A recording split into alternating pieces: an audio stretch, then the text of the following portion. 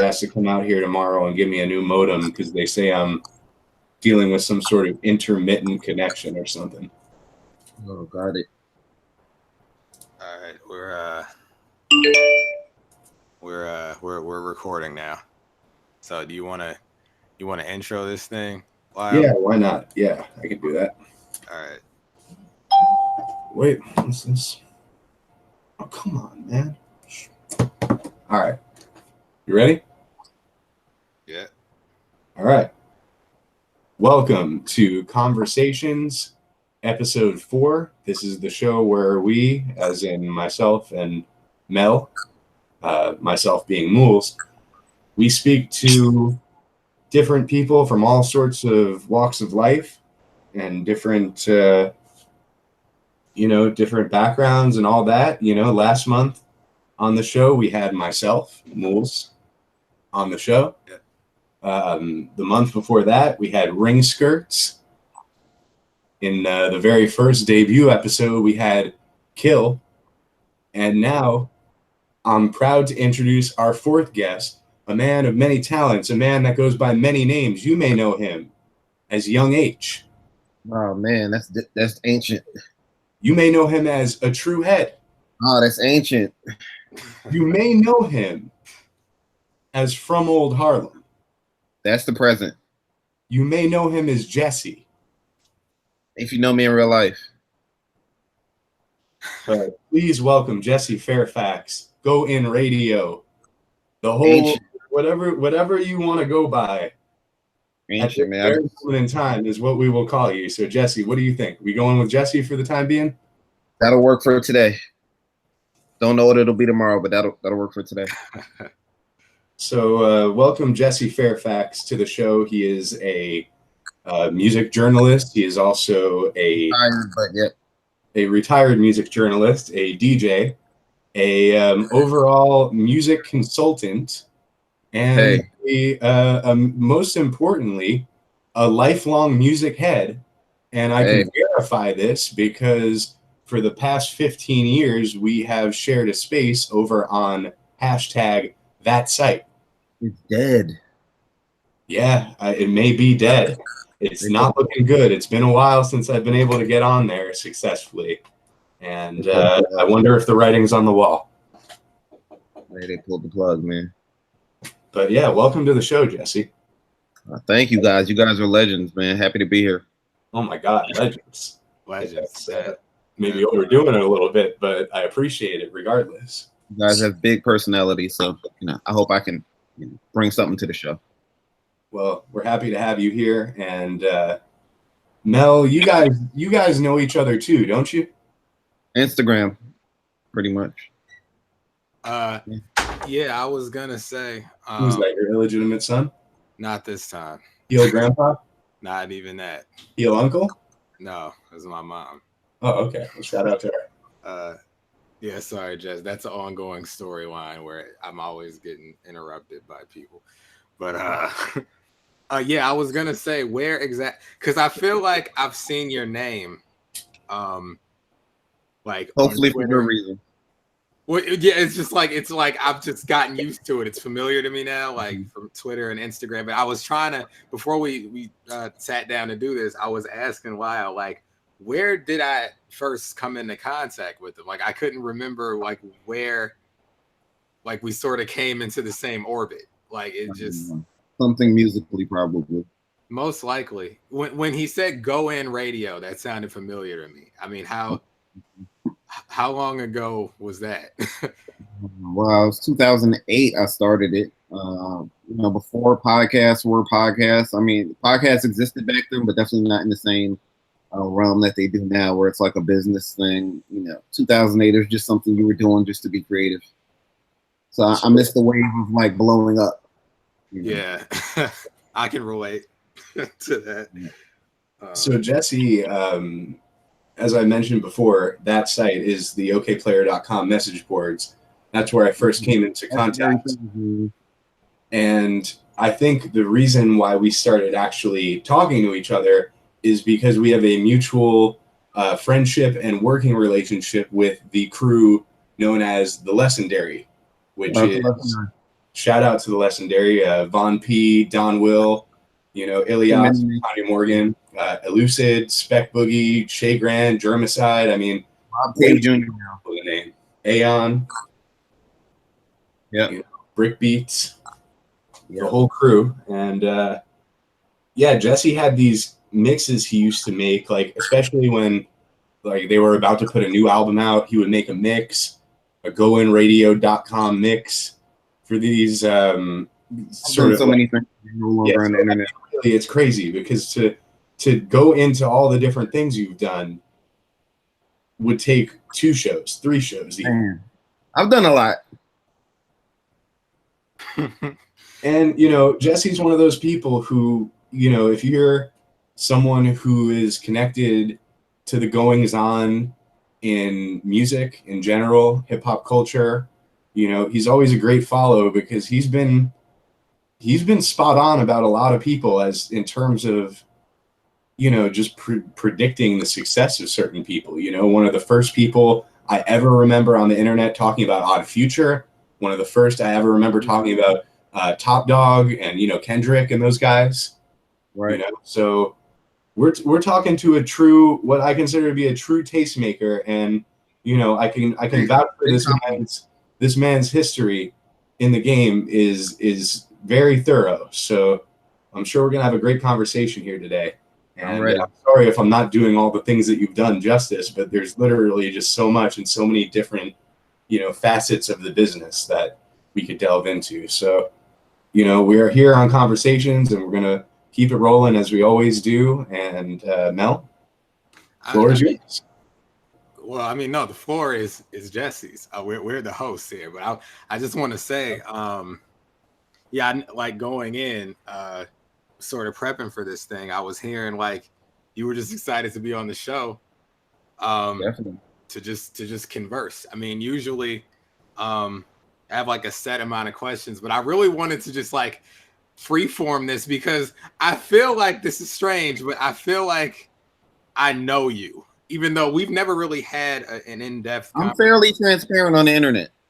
Right. That might be why, because like just from following your tweets and Instagram posts and things like that. If you follow me on Instagram, you know a lot of what's going on in my life. Like I don't keep too many secrets. So. Word. Yeah, I appreciate the food. I love the Jesse Fairfax Instagram experience. Let me just say, as someone who feels like Instagram is by and large probably the most positive social network going right now, even if maybe that's based on a little bit of superficiality, but that's another story. Right. Jesse is someone who I would say right now is trying to just have great meals and live their best life, as people say, just staying healthy and being happy, and honestly very inspiring. When I see you on Instagram, you're always having fun. It seems you're always, keeping a good sense of humor about things, and just enjoying very what look like very decadent meals. I try. And I mean, right now I feel like I know you from a lot of things, but at this moment, I feel like, you're really living it up on Instagram right now.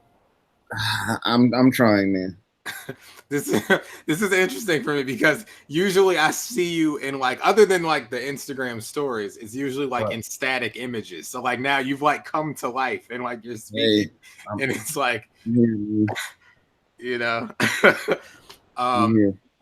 for the record too, I don't even know if you've noticed live, but I'm on camera too. I didn't want my mans to be alone on camera. I hear you. I hear you, man. I had to come. The thing is, my internet is still, folks at home who know last week on State of the Maiden, we had to keep things short because I was locked up in a federal penitentiary. I was locked up in bondage, and the internet service provider, Spectrum Cable, they're all a bunch of bitches, every single one of them.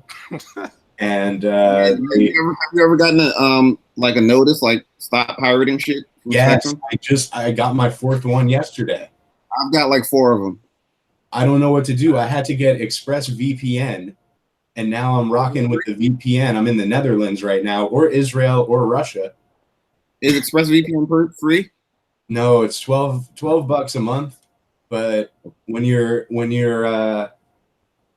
doing illicit acts on the internet, you know, and I should mention when I say illicit acts, just downloading music mostly and movies.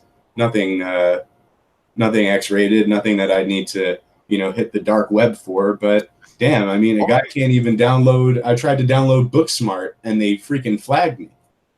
All the X-rated stuff is free. Yeah, you don't get flagged for that anyway. You don't get flagged. HBO Comedy Central, don't download anything. Yeah, I don't know what to do. They won't tell me what I got served with. Like they won't tell me what piece of media. HBO and Comedy Central. HBO and Comedy Central. No, they tell me it can't be because I mean, hold on. I'll let you know right now. Like the last few movies I downloaded that may have gotten me in some trouble. Didn't what was the film about like recent Bolden? Didn't you get in trouble for Bolden? I got in trouble for downloading Bolden, although I don't want to admit on the air that I downloaded Bolden because I was having a good rapport with that Twitter account, the official Twitter account for the film, and I don't want them to think, listen, Bolden movie at Twitter, if you're hearing this, the thing is that the film was 40 minutes away, and I couldn't justify seeing a film that like was honestly not even getting great reviews, driving 40 minutes away to see this damn thing when like, listen, I did more for your film than anyone. I talked about it being, you know, and I fluffed the rating a little bit on it. I admit I gave it a 3.5 out of 5. It was really a 3 out of 5. This is pretty hypocritical coming from the guy who gave me grief for pirating Fonte's album. Well, you shouldn't pirate Fonte because Fonte is not a big corporation. He's a man. Fair enough. All right, yeah, they got me on one of these films, okay? They got me on either Us, okay? They got me on Booksmart, or they got me on that Pixar Inside Out. Might be Pixar. Might be, yeah, those Disneys, you know those Disneys don't play around. This man really about to go out for pirating a Pixar. I'm not going out. I already acknowledged that. Here's the thing. In order to get your internet back, Spectrum, they make you like admit that you downloaded something. They make you have to click an apology. Yeah, they basically make you like they make you like actually like have to like you know acknowledge it to get back in. So I'm fine to acknowledge it because it's already on record anyway.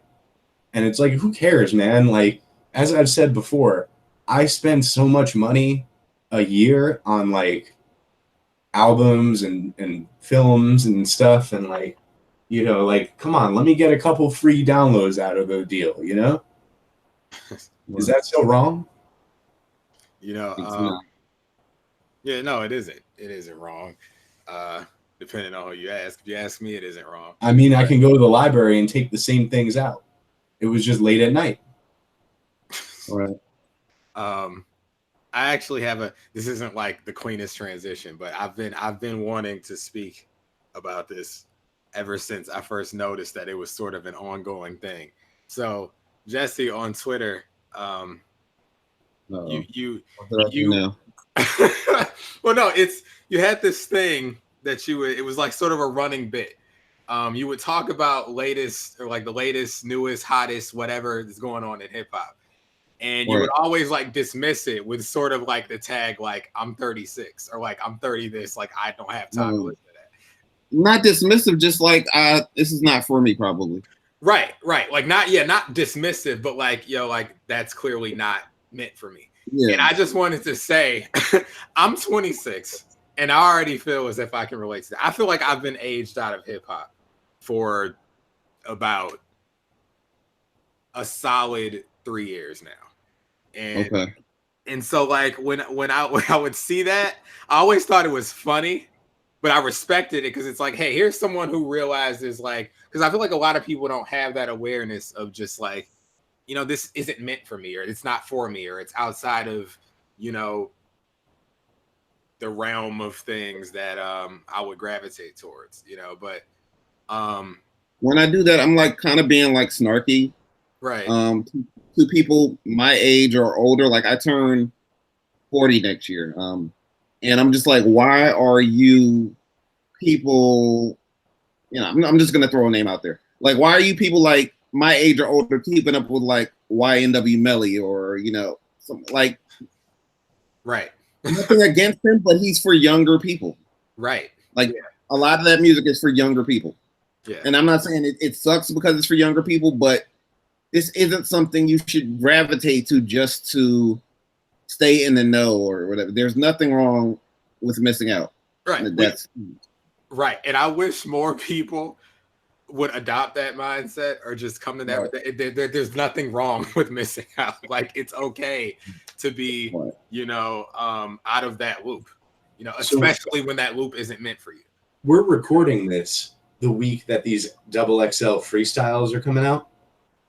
I'm not paying attention. Me either. This is like actually being recorded at the end of July, even though this is going to be coming out at the end of August. So this is where we are right now. It's what's the actual date? It's the 25th, Thursday of July. Yeah. Yeah. So we're just booking this episode early. And, you know, these freestyles came out. I'm just like, you know, half these people I've never even heard of, to be honest with you. And that's not a determination on whether they're good or bad. Like, just because I've never heard of you doesn't mean that you suck, you know? But there comes a point where, like, it's the whole, you said YNW Melly. I've been hearing that this YBN? Yeah. YBN Corday? Yeah, why everyone's like, oh, he's dope. He's actually like a lyricist. He's like Joey Badass. And I'm like, well, shit, could have fooled me with a name like YBN Corday. Like, right. Damn.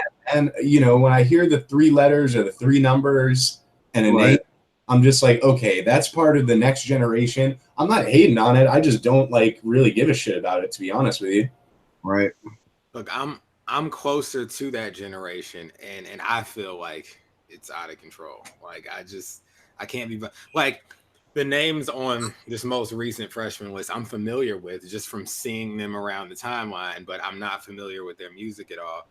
And I sort of stopped being invested in the freshman list probably ever since like 2015, maybe. It's been some years. There's no curating whatsoever going on. Like XXL asked Twitter, who do you like? Right. And they're supposed to be like the voice of whatever. Yeah, like who is Twitter? What are their qualifications? I mean, I'm saying XXL is supposed to be like the people that tell us what to listen to. They've fallen from grace. They've just turned into just sort of like this tabloid. You know, like I used to buy the XXL magazines, right, in high school and in middle school. And I've seen them sort of slowly transition to this, you know, sort of like media takeout type of website. And, you know, I mean, really trying to think of any websites that I frequent anymore that, you know, traffic in hip hop.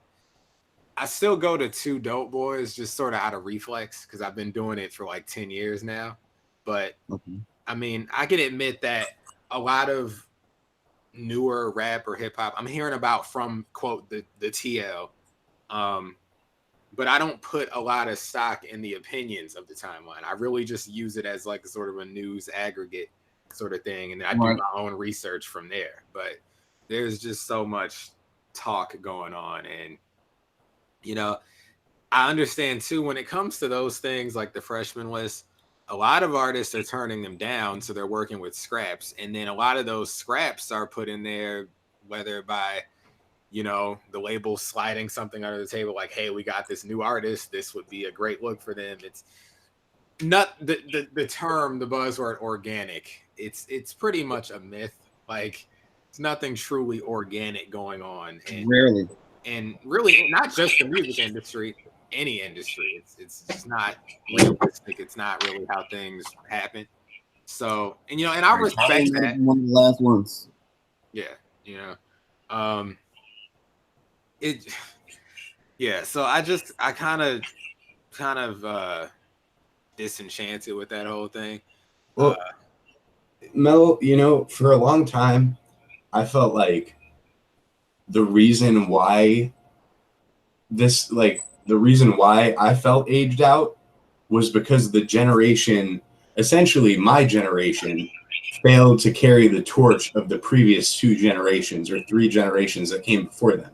So, I was just thinking, like, I don't want to. I'm really not trying to like start some controversy by saying this, but like, Drake, Kid Cudi, J. Cole, Wale, like that whole wave of people. I'm not singling those people out specifically, but Kendrick. I mean, no, you are. You're literally singling them out specifically. They're the biggest representation of this new era. So it falls on them. I'm naming the biggest artists from this era, but I'm not just singling them out. What I'm saying is I feel as if they did not carry the torch to the standard of the way that like the biggies, not really the biggies, somewhat the biggies, but more so like the Jays, the Nas's, how they carried the torch of the generation that came before them of like Rakim and Big Daddy Kane and all of that. But I realized something. I'm just saying this is what I used to think. What I realized is not that they failed to carry the torch. It's that they were not playing to my generation. They were my generation. What was playing to my generation was the shit that came right before it, the stuff that influenced these guys. So you see, like, Drake had a Pusha T mic, because he grew and he listened to the clips and all this stuff. Like, Drake was a big Little Brother fan, all this stuff. Like, okay, because Drake's my age. Drake is not my musical contemporary. It's the people that really came before me that I look to. But that's the same for them. All those guys I just named look back to the same people that I look back to most likely for inspiration. So it's not the fact that they failed to carry the torch. It's that they were never really for me to begin with. They were for you, Melvin. Maybe a little younger than you, even. But to me, when I saw like growing up and I saw like Jay, I thought like larger than life superhero. I don't feel that way about like Big Sean and J. Cole. Like, to me, they're guys like me in a way. And I wonder if that's just by nature, not because they failed to carry the torch or some like weird shit that I thought like they weren't living up to some sort of like standard of like the standard bearers had done before. I'm thinking that maybe, now my feeling on it is more so, it was never really for me to begin with. They were me essentially. Well, but what you're saying is if they're drawing from the same pool of influences, then they did fail. If you're saying that because they are you, they're the same age, they listen to the same stuff as you growing up, why did they fail? Whereas you chose to sort of follow that blueprint, like that would fall on them. Now you say, I understand what you're saying about like me being like a generation under you. I'm looking at the Drakes and Big Sean's and J. Cole's and Wale's. They're older than you. Yeah, they're older than me. So, right. But I feel like in the case of Drake and Big Sean, they did what they had to do to stay afloat in the music industry that was changing. Yeah, that's what I really think it is, because when they came in, I think they did have a lot of those influences that you speak of. Yeah, I feel like Drake was the catalyst with So Far Gone. Yeah, that kind of changed the world. With how the free mixtape structure and mixtapes are albums now, or albums are mixtapes now, and just the whole singing / rapping. I know other people were probably doing it before him, but he took it to like the next level. Yeah. But I still don't think they failed. That's what I'm saying. Like, and that's why I said I'm not singling these guys out or throwing them under the bus. I used to think, well, shit, they came up on the same shit that I did. How come they don't seem to get it? Well, here's the thing. You said, well, why do you go the other way? Well, I went the other way, and I'm not successful. So, well, Jesse just said, they were sort of doing what they had to do to stay afloat. I mean, you look at Drake. I mean, we keep coming back to Drake, but you look up old videos and things, him talking about influences, him rapping, but dude was a backpacker. Like, that's who he wanted to be. he wanted to be that. And I think he got in the industry and quickly realized, like, okay, there's whether there's more money here, there's a higher ceiling here, this is what I'm gonna have to do. And so that's what he did. And I mean, that is talent that he was able to pivot and do that. But bro, in the summer of 2008, in Drake's MySpace bio, he had a freaking a Fonte quote from that Word From Our Sponsors joint with Von P. Like, so he had done songs with Tanya Morgan, Elza, you know, Little Brother, like freaking, you know, he had done that stuff. But at the same time, he was doing Replacement Girl with Trey Songz, and that's the song that got the video. Right. You know, so yeah, I don't think it's those artists. I think, and it all comes back to this, it's just the internet. I mean, everything sort of came into prominence at this weird time and made this concoction of influences and just exploded. The main issue is it just on a broader scope. The internet was fine until social media took off. Because I say this all the time, the internet went from being a tool to a destination. People didn't used to hang out on the internet. It was they would in forums, because here's the thing. I met Jesse and I was posting on OK Player in 2004. So communities existed, but it was a community for like-minded individuals. Every single person on that website knows the roots, essentially. So we all have one main thing in common.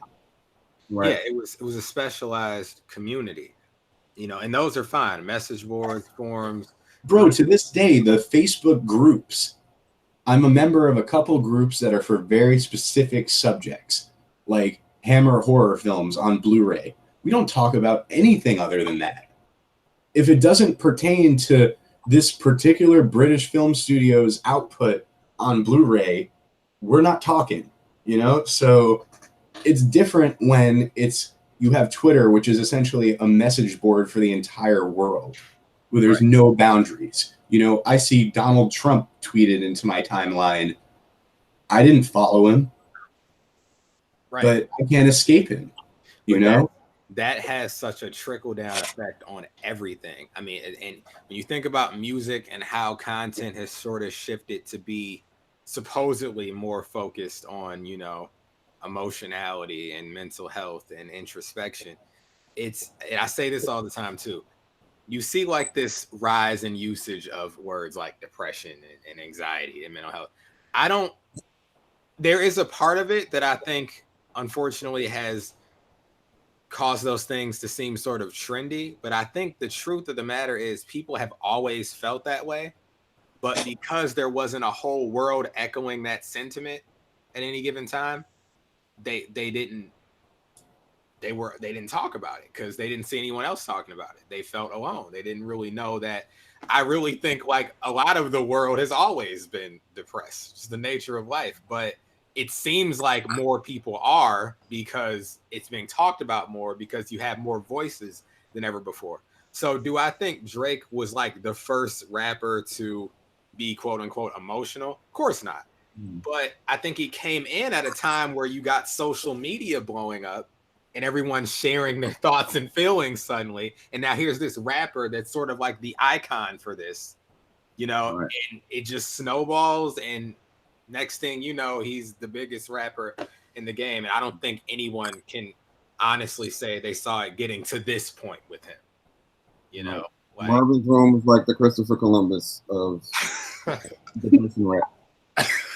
That is a great quote. Yeah, it might as well be. It might as well be. Like, I really people think like depression rap was like invented with like Marvin's Room. Yeah, and that's like absurd to me. Or like guys being sad over a girl was like invented with like Marvin's Room. Yeah, it's scripture to these kids though. Like I look at the generation right under me, like my little brother, like he's like 19, my cousin he's 18, and that's like an important record for them. Like very important. And I'm just like, wow, you know, I mean, there are a lot of implications about that as far as, you know, social dynamics between men and women and the lessons they're learning from songs like that. But just speaking purely about influence and impact, it's like, you know, to me, I mean, I was there when it came out. It was a loose record that he put out prior to Take Care. Right. And it was like, okay, this is sort of experimental sounding. It's kind of cool. All right. It was a hot record that summer, though. I remember, like, it was played out. It was played on radio mix shows. Like, the record got burned. It definitely did numbers. I mean, we had the JoJo remix of that, Marvin's Room. And, you know, it was like one of the first, and I hate this, like, I would classify it as like one of these hashtag petty records. It was one of the first, like, oh, hell no. There's petty records going back to, like, the 70s, 60s, like early, like, soul records even, you know? Of course, but I mean petty in the sense that, like, it made it okay to be emotionally unstable and lack accountability. Like, I feel like the records prior to that, there was always at least a sense. I mean, maybe I'm probably just full of it. Because, you're not. I mean, you're somewhat talking out of school, but at the same time, they were never like, you know, the kind of language that was used on Marvin's Room is very blunt. It's very, like, on the nose. It's like, yo, fuck this guy. Yeah, no, it's just. It's flippant. Like, it's more flippant than your average petty record, for sure. It dabbles in the specific, like, goop of not having accountability. That's what I feel like. Drake's records, a lot of his records, they're one-sided and sort of narrow, and I think by design, because he realizes that people by nature are selfish a lot of times, and they're not thinking about the other perspective or necessarily care about the other perspective. I mean, I've been listening to this man, and to be clear, you know, I've said this a million times, big Drake fan, but I've been listening to this man say something to the effect of, how come you didn't wait on me, on, like, every record on every album since he's come out. Like, oh, you got married, like, you couldn't wait on me. It's like, bro, people have lives. Like, you can't just be, like, putting women on the bench and going out and being super megastar. And, you know, and I know a lot of it is probably just, you know, lyricism for the sake of songwriting. You know, it sounds interesting, or he feels like people can relate to it. But it's like, you know, you think about songs where it's like, you know, he never seems to grow past that point of, like, late teens, early 20s recklessness, you know, and clearly it's not stopping his upward trajectory at all, you know, and admittedly, I enjoy a lot of those records, but I also see the effect it's seeming to have on the run, bro. The run always comes to an end, though, at some point. And, right, and we've been saying that about him for so many years. And yet, I mean, but look at Kanye, right? Like, Kanye has been out as a feature, like, as a front, like, as an artist, not just as, like, a producer. Kanye is, you know, his commercial relevance dipped like 10 years ago.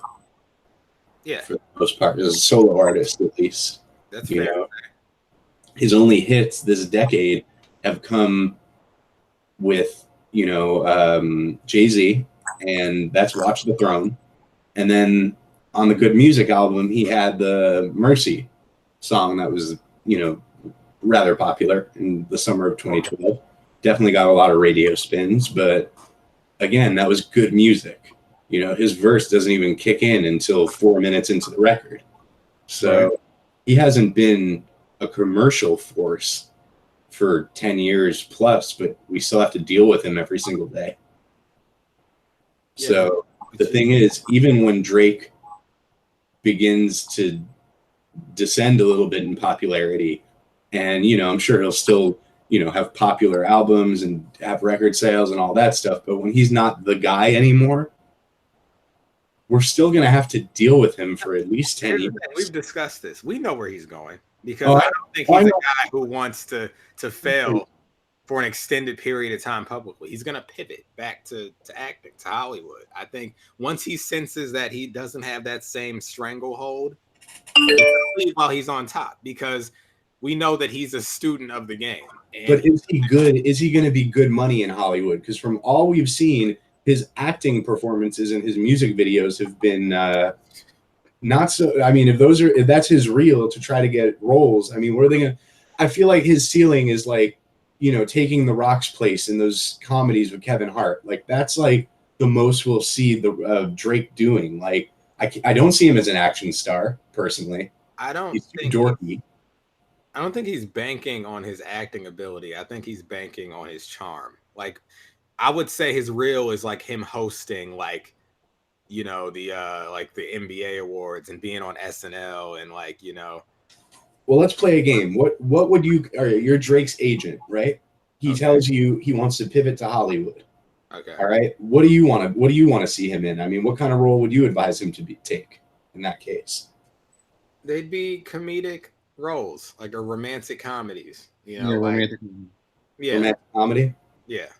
So we thinking like that, like Common and Queen Latifah movie. That's not too far off. Yeah, something like that. What was that? Last Holiday. No, that was Queen Latifah.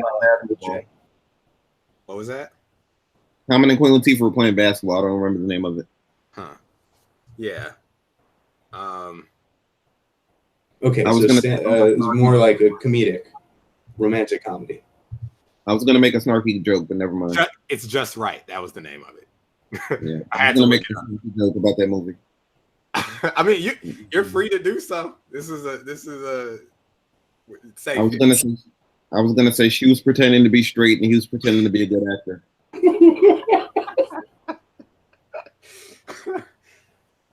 Bless his heart. Hey, he has no range. He's so Jesse, what do you think of the new Common music that's been coming out? Not crazy about it, but like I'm an older guy, so he's a legend. But yeah, where did he fall off for you? Is it B? B was a classic. Finding Forever was pretty good. Maybe after that. Yeah, I feel the same way. After Finding Forever doesn't give me the same. Who knew that him linking up with No ID again would produce such like middling results? Yeah, I mean, he's too famous now to care about rapping. He's lost like the hunger, if you will. That phenomenon has been seen across many artists. That's plausible. Like you reach a point where it's you don't have to rap to sustain a livelihood. Right. So, you don't have anything to prove. He's made classic albums already. Yeah. Well, yeah. I mean, I believe that everything from Resurrection to B and everything in between is a classic. So you can't take that away from him. What's that? Electric Circus is a classic. We'll see. We have a show that we review rap albums on track by track. We do long, deep dives. We're gonna revisit. I might have caught the Dilla fever on that one. I'm saying, can I be a part of one of those? Oh yeah, of course. We'd love to have you on. I mean, yeah, we were discussing, potentially doing that, right?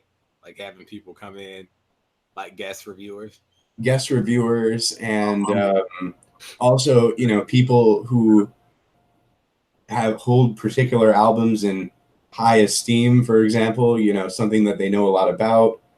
We could have them on the first half of the show where they could, drop some knowledge. And I mean, this Rap Rankings episode 2 that we're doing is on Big Sean Hall of Fame, which I expect will be a rousing. I don't remember I played it at least once, but I don't remember.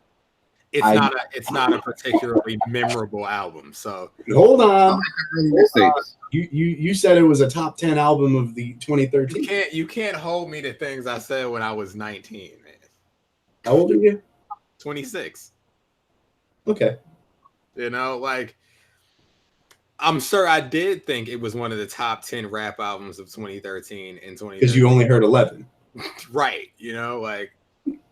So 11 rap albums and then like probably 30 Charles Hamilton albums. So he's a legend. I don't care what anyone says. Are we in the presence of We're in the presence of a believer, bro, a true believer. He's a legend. He's like a musical genius, but he's out of his mind. But he's a genius. Yep. Wow. As many geniuses are. I feel like listen, Jesse, there are very few people like you in the world. And I've searched far and wide to, you know, even now being out of the fandom, like, I'm glad to hear you say that. Like, me of 10 years ago would have been delighted to hear that. But yeah, I agree. I mean, he's not well, but there have been so many flashes of ingenuity, creativity from him. You know, I'll always defend. He puts out too much music though. Yeah, and I mean that's like 200 mixtapes. Yeah. What about the CHX files, Mel? You want to talk about that? Oh man. Okay, so we a couple years ago, 2017, we actually sat down, Lyle and I, and we were like, just for ourselves, really, because we had both pretty much desubscribed from Sega. For like, we've been out of that loop for years, but we sort of took it upon ourselves to detective. We needed to come back together and solve the case. Yeah, we did a project, independent project, where we wanted to see what songs are the most conventionally sturdy, I guess, in a hip hop sense, and collect them all into one project. Say we were trying to introduce someone to him, which God forbid we would ever do now. But like, if we tried to put together, what was it, 20 songs? 20 songs where you don't, like, nothing weird, you know, like nothing that's going to scare people away. Nothing that would, you know, that would freak people out. So limited references to Sega and Sonic and Dilla and Beyonce and Rihanna, Silver the Hedgehog and Hello Kitty. There's a lot. Actually, before, because I have the project and the track list. Before I get into that, Jesse, when would you say you sort of stopped following his career? Like, what year? Maybe 2009.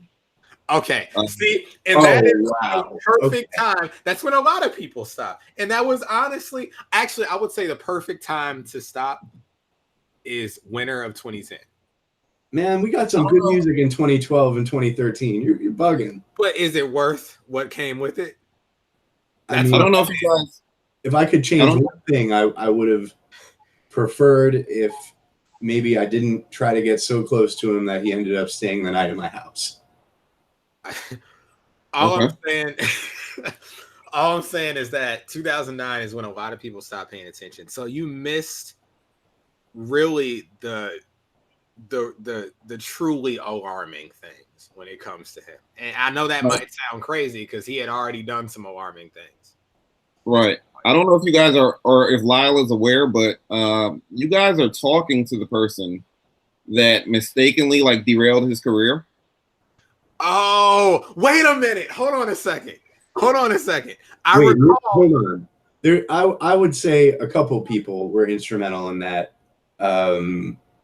as well. But here's the thing. I would like to hear your explanation, because if you recall, Sweeney Kovar, you know that guy? Yes. I have a Sweeney Kovar story I have a Sweeney Kovar story. Okay, so here's the thing. That guy had a phone call with Charles that they posted on OK Player, which I can't find the audio of, but are you talking about the Black Spade incident? Yes, the Black Spade. Is that what you're referring to? No, not at all. Okay, I recall you, I don't know where it was, Jesse, but you had posted and you were like, I'm gonna tell that story one day. Or maybe I'm imagining things, or maybe you did say that, but I'm interested. If you're ready to tell that story, the Charles historian in me is ready for this. It's not that intricate of a story. Like, I was a frequent reader of his blog. Same. I didn't know the power of Twitter right at the time. This is early Twitter. And no one could have known. So, early Twitter.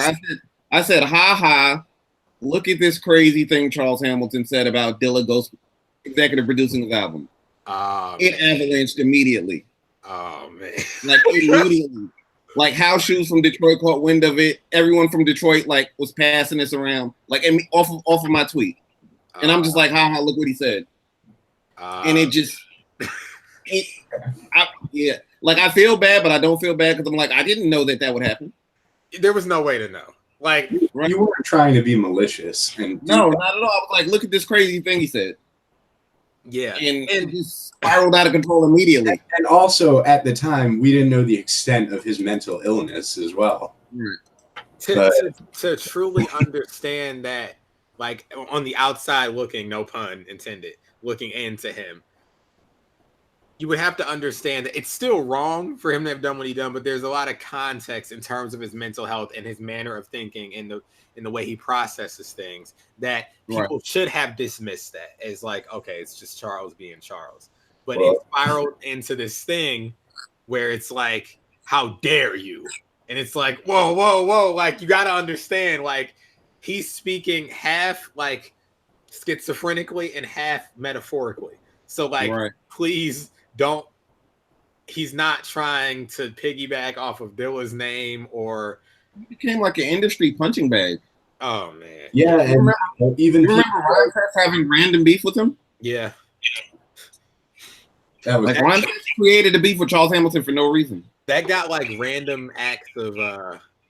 Random acts of fuckery. Yeah, on Two Doughboys. I recall that happened. Well, this whole thing with the Dilla thing and the house shoes resulted in this. Hey, yo, I ain't even gonna rap. Hey, yo, house shoes, suck my motherfucking dick, nigga. I am Sonic the Hedgehog. I am Sega. Jay Dilla is Sega. George Massa is Sega. Jax Blast is Sega. You don't know me. You don't know my album. You don't know shit about me. I will fuck you up if I see you in the street. You can suck my dick, you little white faggot. You make me racist, you little faggot bitch. Go die somewhere. And you took my nigga original samples. And that nice on the MPC. Fuck you and everybody like you. And fuck X murder, nigga. Harlem, fuck that shit, nigga. Fuck all that shit. Say it forever. 41 seconds in your mouth. Wow. X murder isn't someone you can speak of like that from my understanding. Yeah, I certainly wouldn't say anything. And I should say that the views expressed in that audio clip do not reflect the views of Conversations or Jesse Fairfax. In this era, for you to replay that, we might have another situation where there's no telling. Because here's the thing. That audio came from a project in 2011 that most people have never heard. I've never heard it. Yeah. What's it called now? It's called, and then they played Dilla 2. And I believe the subtitle is F House Shoes. Wow. He's a good guy. He's kind of misunderstood. I've crossed paths with him. It means well. No, I'm sure.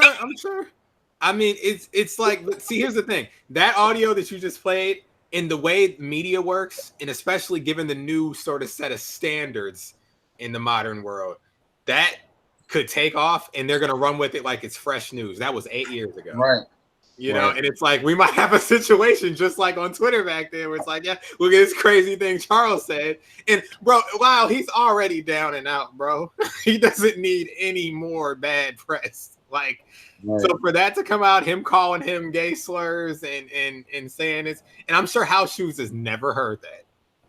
Right. Because this was, well, that's if he doesn't vanity search his own name on even if he did, he would find fuck house shoes if he was searching his own name on YouTube and stuff. Perhaps that and Charles Hamilton together, but Charles doesn't warrant a lot of plays and a lot of, you know, he doesn't have a lot of magnetic bullets. Say what? He almost had a comeback a few years ago. Yeah, which I talk all the time about, because that was proof to me that for real, literally anything is possible. I had seen him do things in the time between getting dropped and getting on Republic that would have effectively made anyone else a pariah for life. Like, I hate to just be like talking about this man without him present. Like, he is a legend. He's a legend. Why don't you try to get him on the phone? You guys should try to. I'm sure he'll do it. Here's the thing. It's not a matter of whether he'd do it. It's a matter of what the quality would be as far as that, because he's really not all the way. And the few remaining fans he has who are keeping up with his new stuff, some of them aren't well themselves. So you don't want to attract their ire either. he can have a regular conversation, but it will inevitably spiral. It's like clockwork. He'll sort of descend into that place in his mind that, you know, and like I'm never gonna be the guy to like outright be like, oh, he's crazy and be dismissive in that matter. He suffers from, you know, a lot of things, and that doesn't always make for the most stable conversation with him. But you don't know what, it depends what mood he's in, you know, right. what pearls you're going to get on any given day. He might have a really like clear, lucid like conversation, and then he might stare at you coldly with bloodshot eyes for like 2 hours. Yeah, so you don't know how it's going to go. So for that very reason and a few others, I don't know if that's going to be possible, but I don't have beef with him at all. Oh, like, no. I still speak highly of him and consider him, you know, to be somewhat of an inspiration. It's just sad that it's going to take, unfortunately, like it feels like when he's dead and gone, and then someone finds this material and like collects it in a similar manner to like, you know, release it in a way that's like digestible. You know, a new generation could discover him and be like, holy shit, this is like the lost genius of rap. But in the current iteration, the current form, the current method of like transaction and availability with his music is just like, it's not, I mean, really, like as files continue to fade out into the ether and, you know, streaming becomes the preferred way that people are consuming music, you know, it's erasing some of the great work that he's done even more, because until he gets all those projects on streaming, who the hell is going to find a freaking mega upload or MediaFire link? It actually already exists, though. Project that's like, I mean, technically not officially released ever to begin with. Like, it was never like a DatPiff exclusive or anything like that. He put it out straight from his computer onto a MediaFire link. And, you know, there were times he put stuff up and it would die within the first hour and you'd have to get it from other people. Like, you know, I think the most complete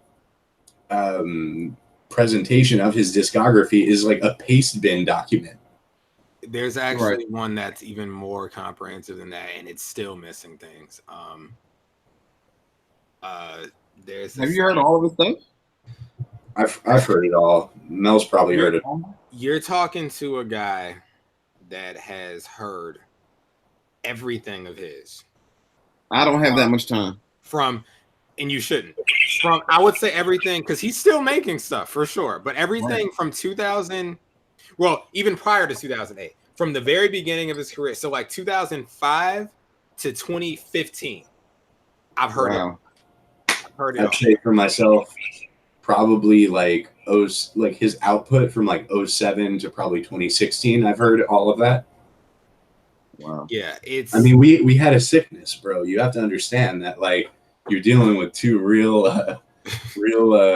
damaged individuals who, you know, felt like by the end of this shit, we keep calling it the cult, because it really, you know, the amount of music, the lore that is associated with the music, I've always compared it more to like Lord of the Rings or freaking Magic the Gathering, Dungeons and Dragons, than, you know, wait, did he just leave the chat?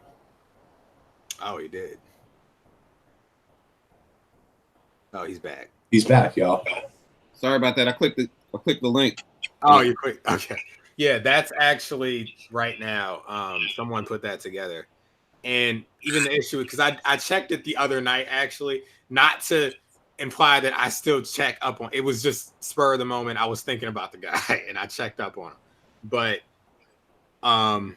that's probably the most comprehensive collection of his stuff. And it's missing stuff. I'm looking through it right now. Yeah, and it's missing stuff. Like, a lot of it is like secondhand, third hand, like re-zips of stuff. I have it straight from the source, like the pure uncut cocaine.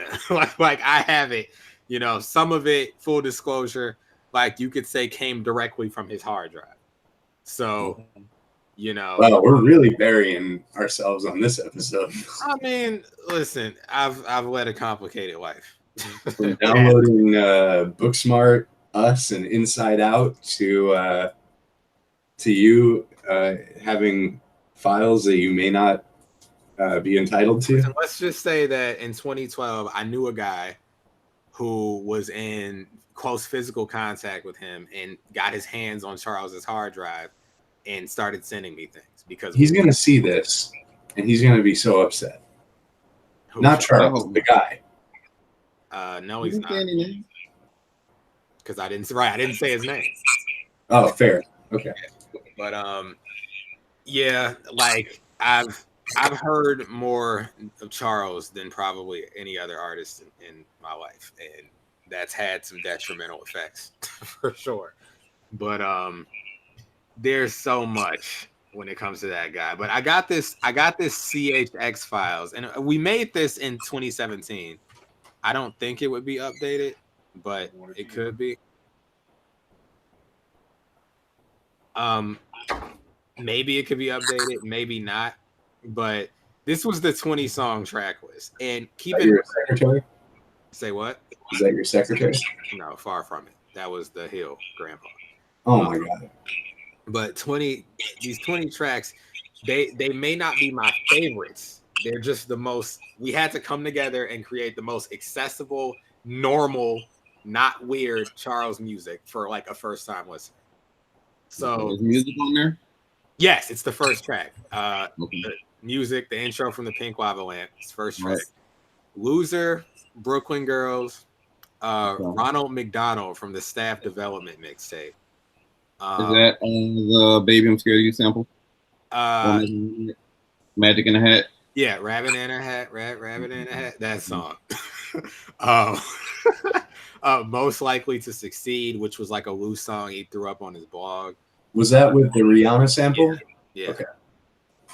I thought that was called Let Me Know or something. Oh, that was on Sonic the Hamilton. Jesus Christ. These titles. Yeah, that was on Sonic the Hamilton, the Let Me Know. Is that on there? No, it's not on there. That's accessible. That was a good one. Ghosts from This Perfect Life, Every Now and Then from My Brain Is Alive, the Jill Scott sample. Is a song that you were probably checked out by then, but he sampled The Boy Is Mine on this project called Charles Hamilton Attempts at Swag. Classic project. You want to stand by that, Lyle? You sure? For now, until I re-listen and re-rate it, I mean, I can stand by. Charles, I love you, buddy. All right? No, there's Swag is one of your best projects, and so is Autumn Harvest. I love them both. I love the Skate Key. All right? Don't, and I love the Infinite Palms, baby. Man, you're talking. I'm sure you're talking hieroglyphics to Jesse right now. But yeah, this stuff. I mean, I didn't know you guys were this deep. Oh yeah, there are different. We've been deep. Like as long as we've probably been putting out music, we were deep, and then we had to leave. Yeah, there are different stages to Charles Hamilton fandom. We were in the dungeons. That we were down. No, you guys are staying. Oh yeah. I was a stand to the point where I was in regular contact with him. I don't know if you know, like in 2012, he went, or in 2011, he got arrested. I think I heard about this. Yeah. Actually, into 2010, he got really arrested. Making this guy look out to make out, to be the best guy, right? Well, no, I mean, like he punched a cop. Probably. Oh my goodness. Well, that's good, right? They love that now. It was in a psychotic fit, most likely. He punched a cop. He thought he was Eminem. No, the story was he was out front of some place and he was playing like air basketball with himself and was probably scaring people. What is the Eminem thing all about? No, that was when he was hanging out with Britton. Oh, Taco Bell, yeah. And he thought the guy behind the counter at Taco Bell was Eminem and he was yelling at him. Yeah. So in 2010, he got arrested, went to a mental institution for like 8 or 9 months. I was in regular contact with him. I was talking to him like every other day when he was in the mental institution. Like, wow. I tracked down the institution, left a very embarrassing voicemail to the effect of like, don't say it. I won't, I won't. But just it was convincing enough for like them to put me in touch with him. It's like, hey, this guy called looking for you, and he seems to be like a part of your family or something. So he called me back, and he's like, yo, and I'm like, hello. He's like, it's Charles, and you know, the stand in me just like freaked out. I'm like shaking. I'm on the phone. I'm like, oh my god, like I never thought it was, but like I was talking to him regularly, and like, you know, I've talked to him on AIM before. I've had phone calls with him. You know, so it goes pretty deep. You know, I've done everything but meet the guy in person. Lyle's met him in person. I've met him. Okay, yeah, that's a whole experience. I didn't let him know I derailed his career, but I just said I'm a fan. That's probably a good move because, you know, he may not have taken that well. Yeah, it's a lot with him. I mean, there was a time where if I was to tell you like he was, you know, running around getting like beat up in the middle of like the street in New York, like wearing a Hello Kitty hat and like shooting music videos where the whole video's content was just like his fungal foot in the frame of the camera, like clipping his toenails. He's a genius. He is a genius. He's a genius. Geniuses are often out of their minds. Well, yeah, I mean, you know, he's not that different from, say, Thelonious Monk. You know, if YouTube was a thing back in the day, Thelonious Monk would have like at least 3 toenail cutting videos. Yeah. You know who was ahead of his time? G.G. Allen.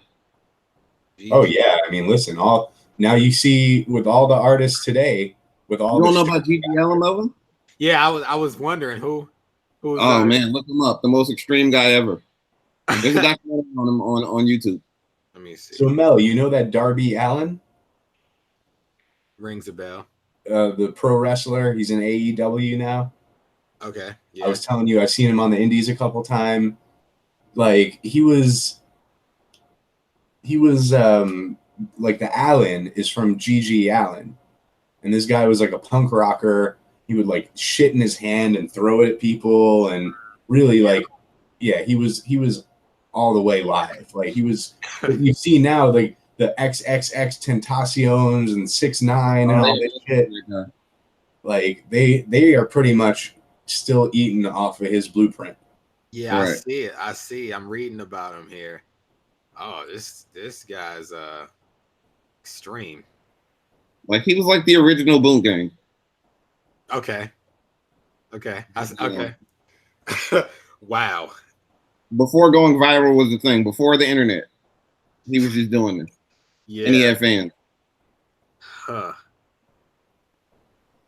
Oh man. Yikes. I'm sorry to take you down a deep rabbit hole.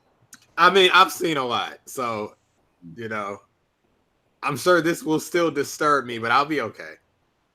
Like, yeah, I'm gonna definitely do research on this guy. Just from what I've read in that short time, I'm intrigued. But yeah, I've always seemed to find these polarizing and transgressive artists, I guess. I don't know, maybe it's just something about my nature, but well, you know, the thing is like you could find yourself on one side of a narrative, right? Mm-hmm. And I'm going to use Taylor Swift as an example. For years, I dismissed this woman, Taylor Swift. This Netflix special rolls around. Me and Melvin are making a pop album. I figure, all right, you know, I should watch this, like, for the same reason I watched the Beyonce Coachella performance. I'm not a Beyonce fan, but I like the pageantry of it all. You know, I like a good live performance. So I saw that this thing was going to be streaming on Netflix. I checked it out, and I quite liked it and found myself maybe a fan of Taylor Swift. And this is someone who I felt sort of negatively somewhat about. Never really hated her or anything. Like I'm not like a Kanye stan enough to take up arms for her. or against her rather, but not someone I particularly cared much about at all, and felt like definitely not for me. And that proved to be wrong, but I was only, sometimes it's like that polarizing nature of something that makes you want to check something out, because it's always like, all right, well, I want to find out for myself. The narrative can't be trusted. I mean, sometimes it's right, but I'd rather find out for myself. And that's the thing. But when there's like a lot of division about something, I'm usually interested in checking it out just to see, where I'll fall on one side or the other. Like, it's not all. Sometimes the narrative about something is correct. It's not always wrong, but I feel like when someone is polarizing, I'm more likely to check them out. Same with like a movie. Like if a movie is really polarizing, I'm actually more interested in checking it out than like if it's got 100% on Rotten Tomatoes. Like that uniformity is not so interesting to me. Right. And I find it to be less trustworthy. I think it's more realistic when people, because just from my experience in the world, not everyone likes everything. Not everyone hates everything. It's usually, depending on who you talk to, things are relative. So when I see like 100% Rotten Tomatoes, I'm like, all right, somebody at the studio was buying critics possibly, or maybe, people are just caught up in some sort of something, like, and, it depends. But I think in the case of Taylor Swift, it's like, here's this person where I really had no strong opinions about her other than being a kid and being duped into hating her for no good reason because Kanye drunkenly got on stage and made a mess of that whole thing. But, I never listened to her music. So you never caught me saying like she sucks. I don't know if she sucks. I've never heard it. Mm.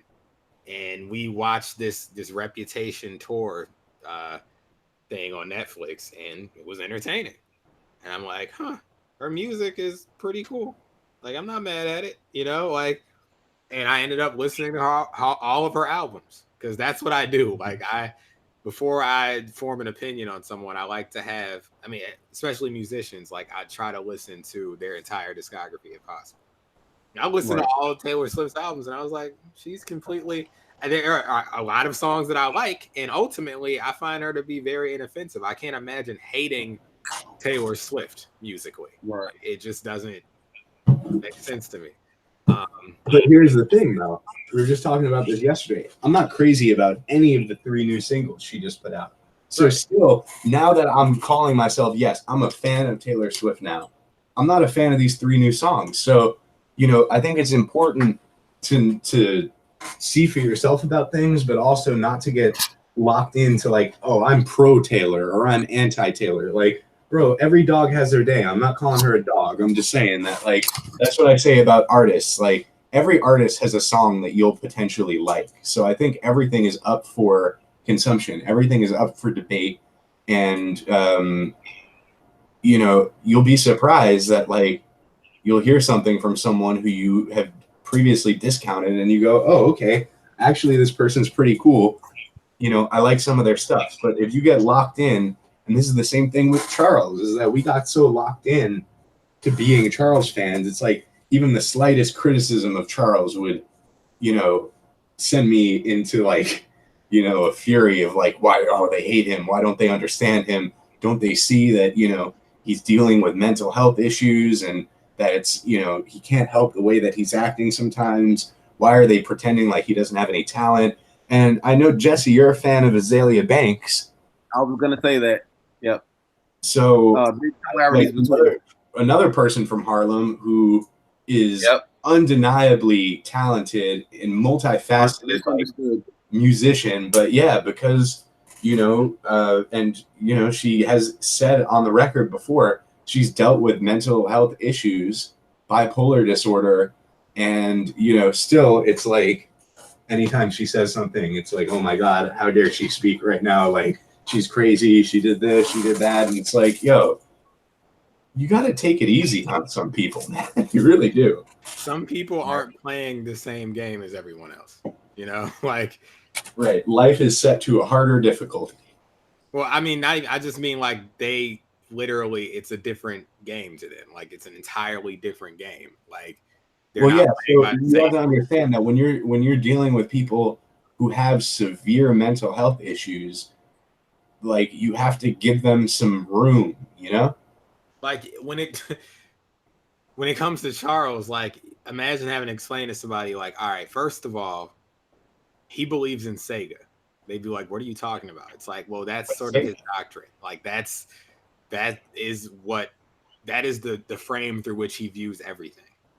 So like, if you're not willing to start there, then just please don't say anything about him because I'm not gonna be able to help you. Like it's to him, like Beyonce, Silver the Hedgehog, and Jay Dilla is his mom, and like schizophrenia. But here's the thing: what do you get by telling him no, they're not? Right. And at a certain point, it's like, and that's why we can't have him on the show because, like, we're not operating in a shared reality.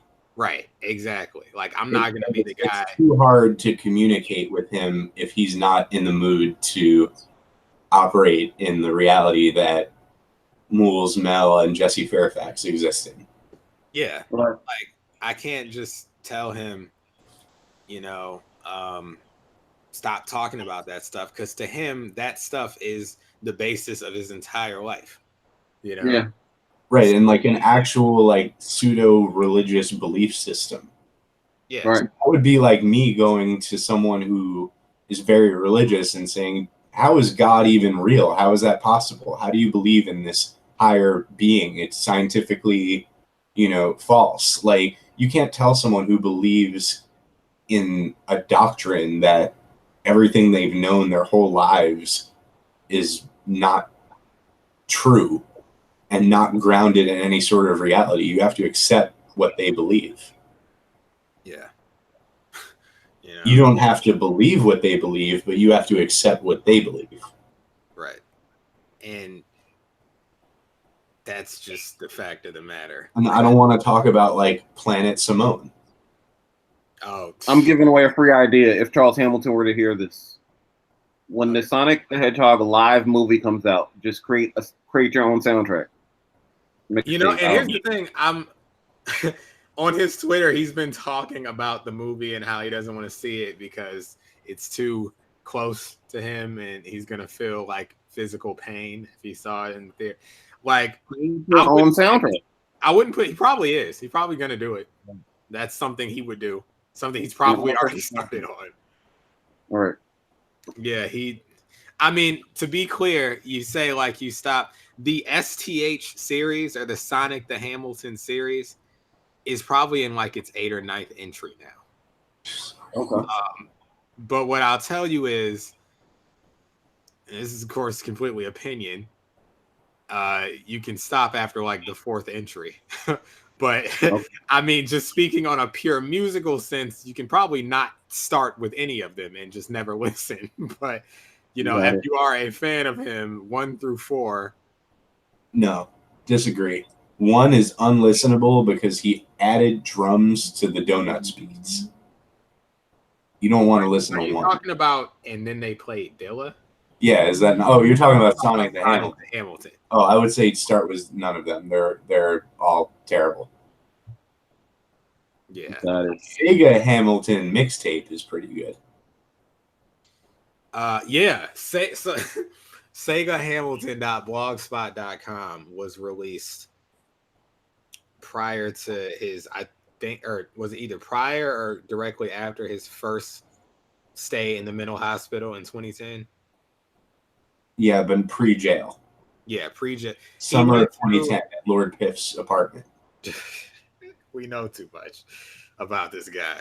Yeah, his mom, there was a time in 2010, his mom like was concerned about him, called like the authorities, and they came and got him from wherever he was, and he spent some time in a mental institution, got out, and I think he recorded SegaHamilton.blogspot.com and various other projects.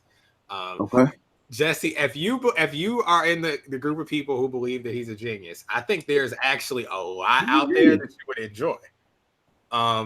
but you can safely stop after 2014. Okay. It's gonna dwindle. I completely agree with that. There's nothing after 2014 that's worth listening to. I mean, I heard something like in 2015, 2016, where it was like the audio quality was like really bad. Oh, yeah. Well, if that's a concern, you may want to stop in 2010. Well, no, it's bad now to an extent where it's actually unlistenable. Before it was bad, and he would argue it's by choice, and you could probably say, okay, I could see that. Like there was some method to the madness. Now it's just bad for no good reason, and it's not listenable. Like it's just. What year was the song with the Gil Scott Heron sample? It was like a video for it. Huh. Like it starts with like a sports commentator talking about something about like an NBA commentator talking about Charles Hamilton. That only narrows it down to about 550 songs. Seriously, it does. It's like back outside. Here's Hamilton launching, or if it's like Hamilton. Gil Scott Heron. Hold on. I mean that I want to say. Is it the wind blows? Something like that. That would be on. It's a question of mine. Something like that. Huh. Because he's rapped on a few of them. He's flipped. That one is. He has two of them on like what is it? As a Street Rat or like as a. Yeah, I'm thinking of As a Street Rat. It's the song with the off of the Bridges album, which I think is called like The Wind Blows or something on the actual album. If I don't rhyme, pardon me. That's not it.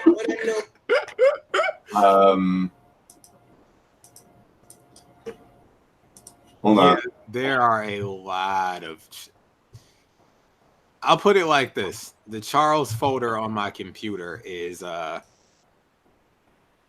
gigabytes. Wow. 6,145 files. So, if there was a basketball like that, was Lil B at one point. Yeah, he's pretty much. I think the big difference between the two of them is ultimately like Charles is making 90%, 95% of the beats. Yeah. Okay. I think the song's called Charles Hamilton Isn't Sonic. Oh, that would be on STH 3. 0. Oh, 0, yeah. STH 0. Which isn't a bad project in terms of his universe. If we're talking the wider musical universe, then but as long as we're listening to Charles, that's not a bad project. Yeah. Well, one thing about Charles, and I've said this from day one. This song, the intro. It's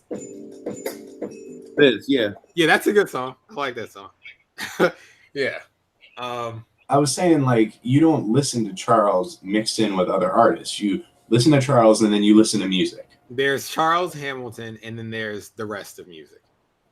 He has his own universe. He truly does. And it's so extensive at this point.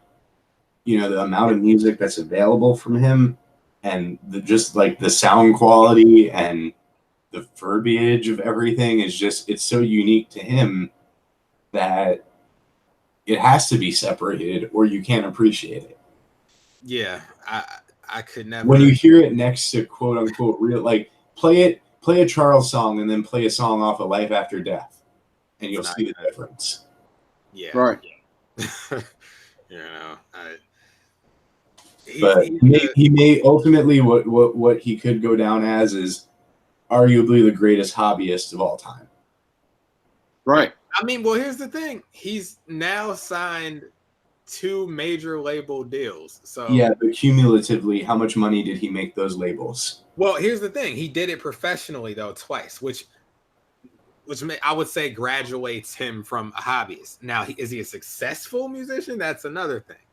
But in terms but here's the thing: most of his output is free stuff. So yeah, I would say of his material that's free and non-commercial. If you're just counting Brooklyn Girls, Gauchos, Paperboy, and Hamilton Charles and New York Raining and Black Box, then yeah, he's in that respect, he was a professional artist that was just not like didn't pop.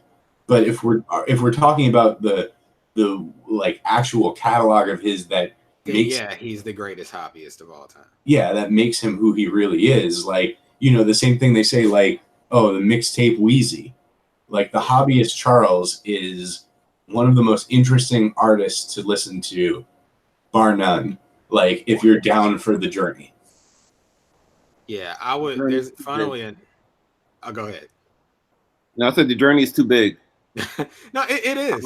It is. I mean, that's why we made the CHX files, because for us, you know, it was like, this journey needs to come to an end, man. Well, we just wanted to see what of all of his extensive catalog is actually digestible to like a regular person. Right. And we could send those to you if you want. There's well, hold on. You don't want to. It starts getting into like crazy boy. Well, I was gonna say, so the CHX Files 1 is all of the accessible music you could play for regular people, and it's the closest to sounding like regular music. They wouldn't be like, it would not be indistinguishable from anything else. It sounds like rap. It sounds like rap. Like rap, yeah. And it also has to be of a particular level of like the sound quality. It can't be too, you know, Charles, like Hamiltonized. It can't be too Hamiltonized. And then we did the CHX Files 2 Declassified, which is less accessible, but still not completely delving into. It's like, okay, if you like that, we can take you deeper. It's still not like as wild as things get, but it's, you know, we can introduce you to more of this. And then there's like CHX Files 3, which is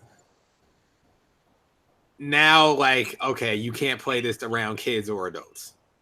No, this is private. Like, if you like oddities and stuff, like weird rap songs that by all means shouldn't even exist. Yeah. I like MC Paul Barman, so. Yeah, if you like MC Paul Barman, Stupid 3 is maybe a good disc, but it's somewhat depraved. Yeah, yeah. And then after that, there's Volume 4, which is Dirty Sega Wallet, which is just like the whole focus on that was songs that we felt were good, but they were recorded in that special Charles quality that a regular person would balk at and like lunge to turn it off. Like, it's that sort of sound quality where the frequencies are out of whack and, you know, but we think the songs are good. And then the 5th and 6th are respectively the Moles dossier and the Mel dossier, where it's just personal favorites. And then that got left off of all the other ones. Yeah, so we're already delving into like now sort of like you know, sort of territory. Got it. And then the final installment, CHX File 7, Case Closed, is just the remaining scraps that, like, yo, if you made it through all that, then this is like the final batch of stuff that's like, you know, might be of interest to you. And then there's plenty more out there, obviously, but that's if you wanted to. You know what's going to happen now, Mel? What's going to happen? Dan Wolf is going to want the CHX Files. Oh, he can have it. He's my biggest fan. 1 through 7. Yeah. Look, I'll send that to him. That's something I think he might enjoy. Jesse, I think you would find enjoyment in this stuff. Yeah, there are a lot of gems from 09 to now that, you know, just people just didn't hear about. Okay. And to be fair, like, finding sometimes one gem in like a 55-minute project is not necessarily someone's idea of a good time. Right. like completely. Like, we understand. Like, you know, it's to the point now though where there are like no gems. Like, there have been like no gems since 2015. I don't know, because I haven't even searched in 2 years. I've skimmed enough. It's been 2 years, man. I haven't looked back. Hamilton Charles was my official closing of the chapter of that artist. Which is fair. When he finally got that commercial debut out, I mean, grand opening, grand closing. I can't really call it a debut because I mean, I feel like a debut implies he's going to stick around for a while. Did it come out on Republic? It did. It did. Oh. I'm not sure. I heard it. It's like I paid American dollars for it. You know, that's what I was waiting to do this whole time. Yeah, no, I bought it. I owed that much to him. It's not traditional Charles in like it's not sample based because they're not clearing that stuff, you know. But he's playing, you know, the instruments. He's playing the keys. He's heavily involved in the production, and it's a different kind of Charles.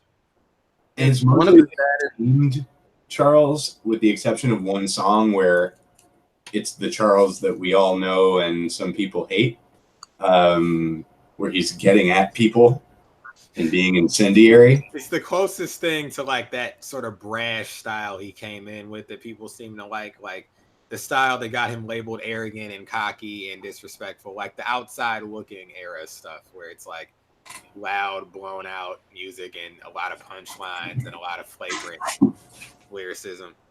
There's one song on there like that called "Stay There," but there are a couple songs on there that I actually listen to. You know, I would listen to them now. Only Christina Knows is a good one. One of the saddest videos ever on the internet. You know what I'm talking about? Like 2008, 2009. He's laughing at Kendrick Lamar. Like, what are you doing trying to battle me? Oh, and then of course, time. And you look at 2019. Yeah, it's so sad. Looking back, he's like laughing at him, like, "Who are you? I'm Charles Hamilton." Yeah, and yeah, and what's crazy in the group of music that he's released in like all these years since, he addresses that video. Wow.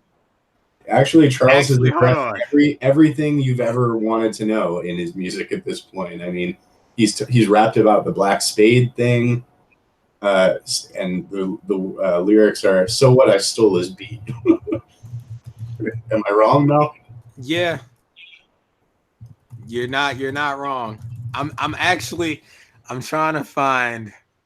You know which song I'm talking about, where he's like woke up to find out K. Dot the cipher with his wife. Oh yeah. What song is that? Hamburglar. It's on Cocaine with. That was Hamburglar. Hamburglar. Yeah. We're talking hieroglyphics again. Hold on, I got you. Hold on. What's dope is we can play his music and it won't get flagged. Hold on. It's this one. Shake, flip, I bring it to old school. It's the second verse. Flip, I bring it to you. Niggas, I think my. Yeah, I think it is. Hold on. With dealer, with a thing better than cash and Tylenol. Why do I rock say your name? I could be prescribed a fool. I gotta find it. Hold on. It's in here. It's in here. Hold on. Okay.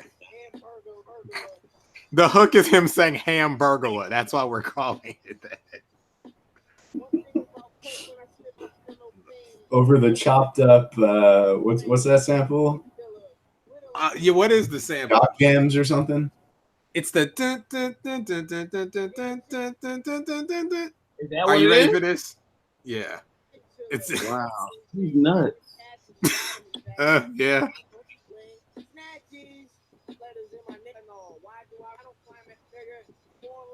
You sure it's the second verse? Because he says he's on a white line. Call him a little gray dot. Right. Oh man, this stuff. I really don't dive into this much. Oh, I found it. I found it. Yeah, it's on there. It's here. It is. So here's the line. This is what he says. I'm a little gray dot. I wake up, find out K dot bag a cipher with is way high. Nigga, I'm on Ustream now. Hi, niggas. He goes on to say completely, I guess, trying to make himself seem as if he's doing all right despite this, but it. Wow, do you remember Copyright as Power Bar Ernie? No, all I remember of Copyright was he got beat up, didn't he, by LP? I don't know. Something happened with him. I don't know. Look up that was a weird time in internet rap. That and what was the other guy's name that passed? Camus Tao as whatever his alias was. I remember Camus Tao. He was actually, honestly, like, if he came out now, he would have been big. I'm not even kidding. Like, he was making the stuff that they're making now. Like, when I hear even like McConan, I'm a big McConan fan. Yes, Camus Tao is like the really like the OG in a lot of ways. Me too.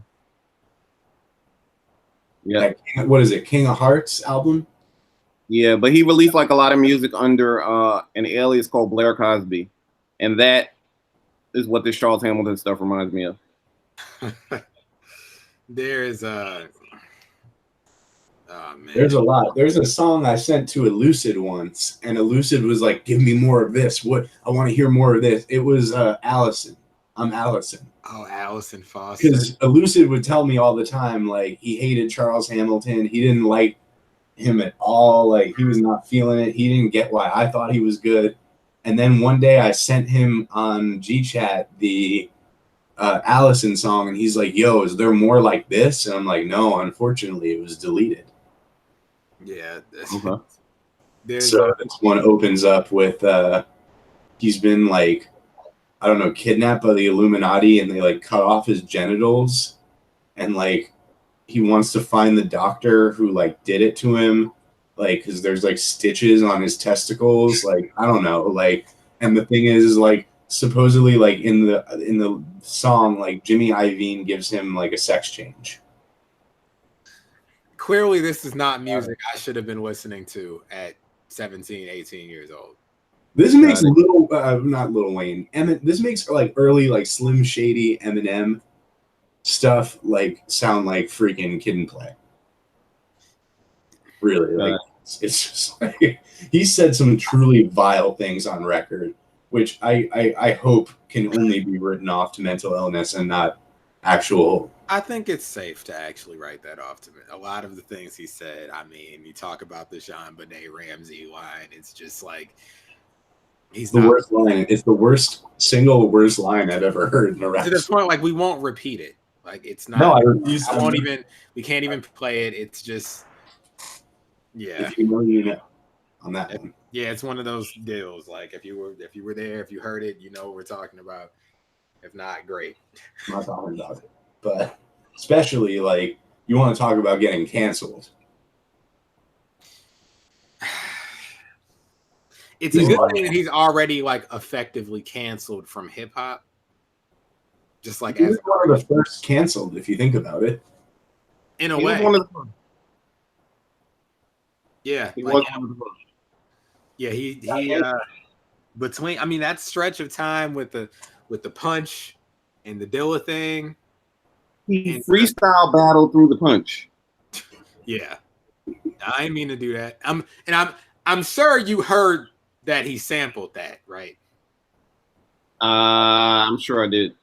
Okay, because that wasn't 09. It's not even a story that he sampled that. He sampled everything. Literally everything. Like every band and musician you can think of, he sampled them at least once. He sampled himself. He sampled Soulja Boy saying his name. He said, like, there's no limit to what this man won't do.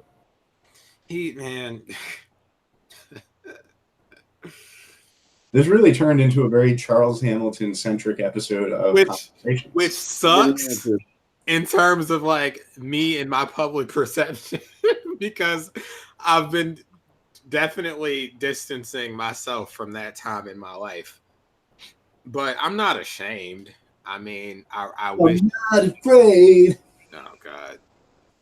I wish that, you know, certain people didn't know me as that guy, you know, or come to have that sort of impression calcified in their brain about who I am. But I mean, I can talk about it freely, you know, like I was young. It didn't not happen, you know, like we were Charles Hamilton stans. A lot of the time, like, dude, my Twitter handle for years was "My Brain Is Alive." Right, which one of his better projects. One of his better projects, but still, like, total stan. Even though I didn't exhibit stan behaviors because I was putting out my own music. However, I was a stan putting out music. Oh, I exhibited stan behaviors for sure. I mean, like, Jesse, it was sort of to wrap all this up. It'll end like this.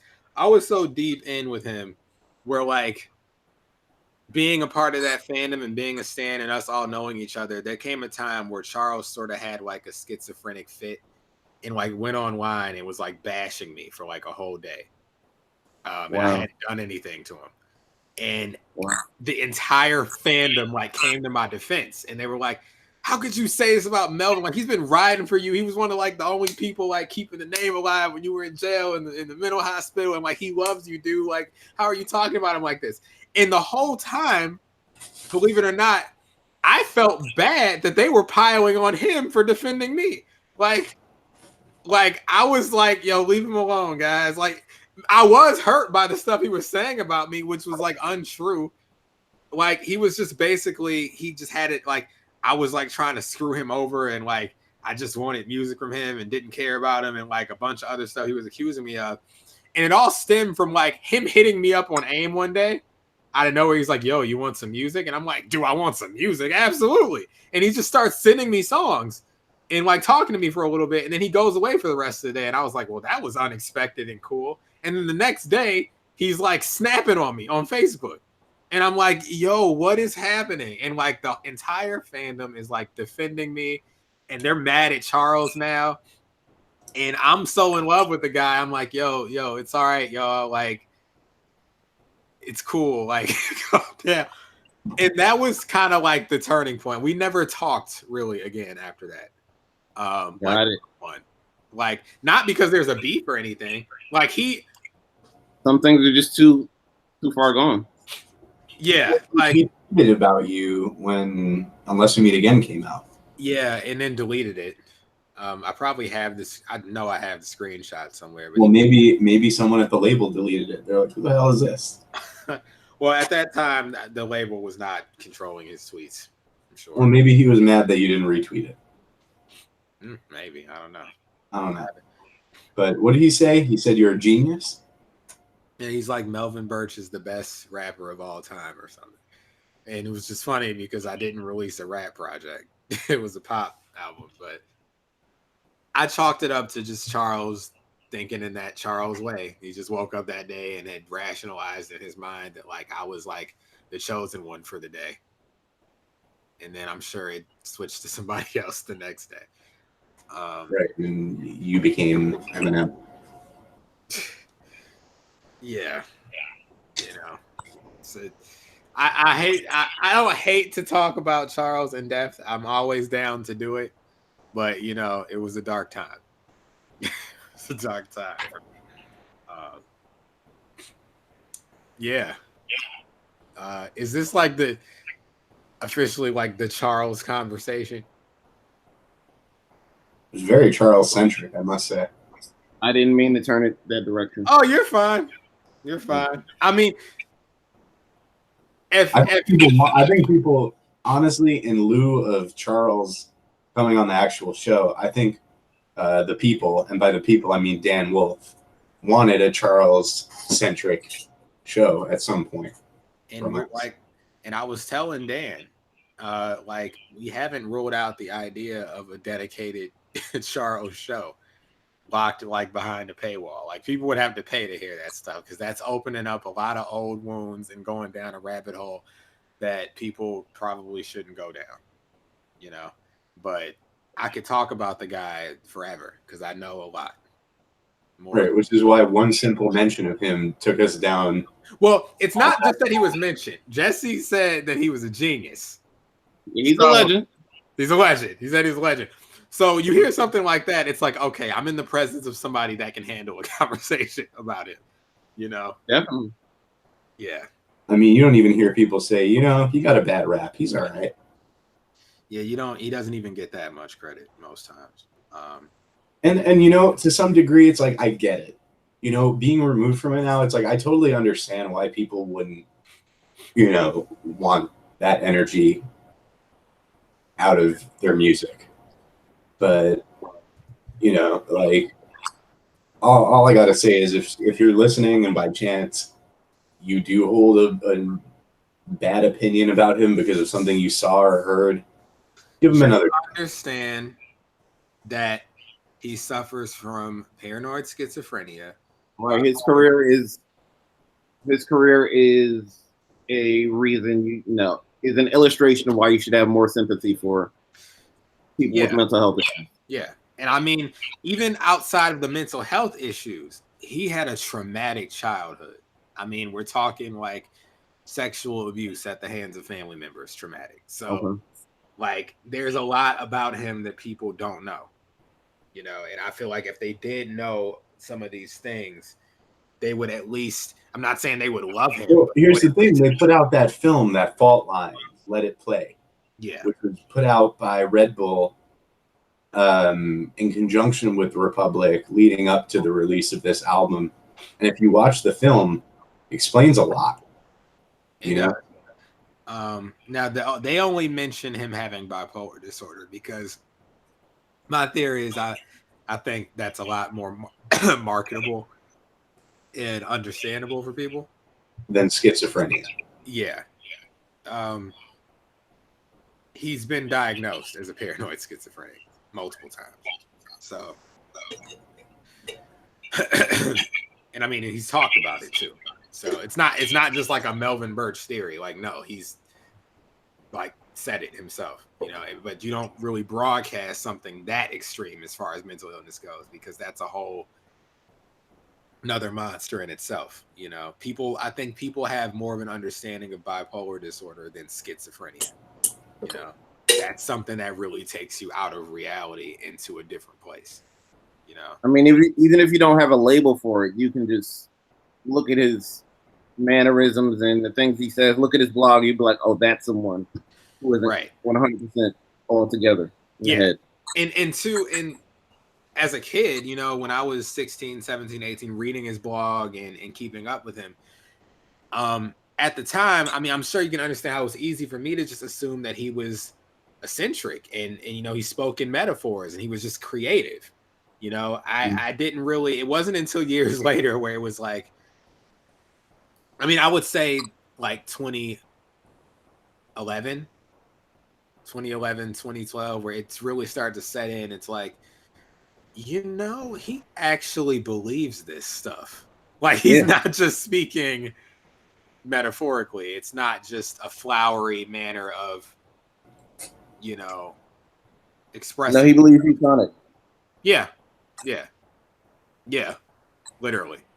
And once you make that realization, I feel like you can come to an understanding with him.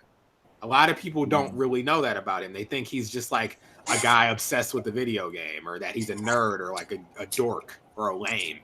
It's like, no, he believes it's a philosophy. It's a life philosophy. It's literally a philosophy. And when he first came out and said that, you know, people were like, all right, you know, like, okay, I see, it was philosophy. But like, no, it is. It's a philosophy. Like, it's not about video games. He doesn't really play video games like that. Yeah, it's a lot. He makes music. It's the only, I mean, in my time with him, the only time that I've ever seen him like kind of operating in the reality that we're living in is when it's music related, when he's making a beat, when he's freestyling, when he's backstage getting ready to go on stage and do a show, when he's in an album release party. Then he's in the zone. Like, it's weird. Like, he switches on to being very charming and personable and like easy to talk to and forthcoming with information. And then, you know, it can be a completely different situation if you have him privately and he's not doing well and it has nothing to do with music. It's hard talking to him when music isn't the subject. On stage and around women is when he's most stable, I would say. Yeah, that's pretty much it with him.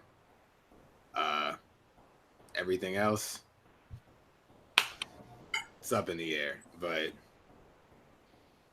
yeah, I mean, but that's why when I feel like when I've spoken to him in person when he came to sleep on our couch that night, and I was just getting like him, and he wasn't like, there were no cameras, there were no women around, like it's just hanging out and like maybe trying not to make things about music, just trying to relax, chill out, have a conversation. That it's not possible, really. It's like I felt like I was speaking to like an old jazz musician in a way. Like he's so like savant like in his abilities with music, and yet it's very difficult to have a normal conversation with him. I mean, part of it is he's not interested in having normal conversations. He's made it clear through his, you know, statements, behaviors, actions that like the only thing he cares about is music. Seriously. I mean, if it's not evidenced by his work rate, like, I mean, the dude has hundreds and hundreds and hundreds of albums. Like, Right. that's the only thing he cares about. He doesn't do small talk. He doesn't, you know, what's going on in the news? How's the weather? Like, I've talked with Lyle about this. It's like, I can't picture him like watching TV or like, Right. you know, I literally can't picture him like going to the movies or like playing a video game or just like. You can't picture him enjoying himself except if it's making music. Yeah. He's not on drugs as far as you guys know, is he? As far as I know, but I don't know much. Right. I mean, my point is making music could be his addiction. Yeah, very much so. I do believe that in a psychological way, it's sort of solidified to where, yeah, music is, he has that dependent relationship with it. Like he can't. I guess it's coping mechanism.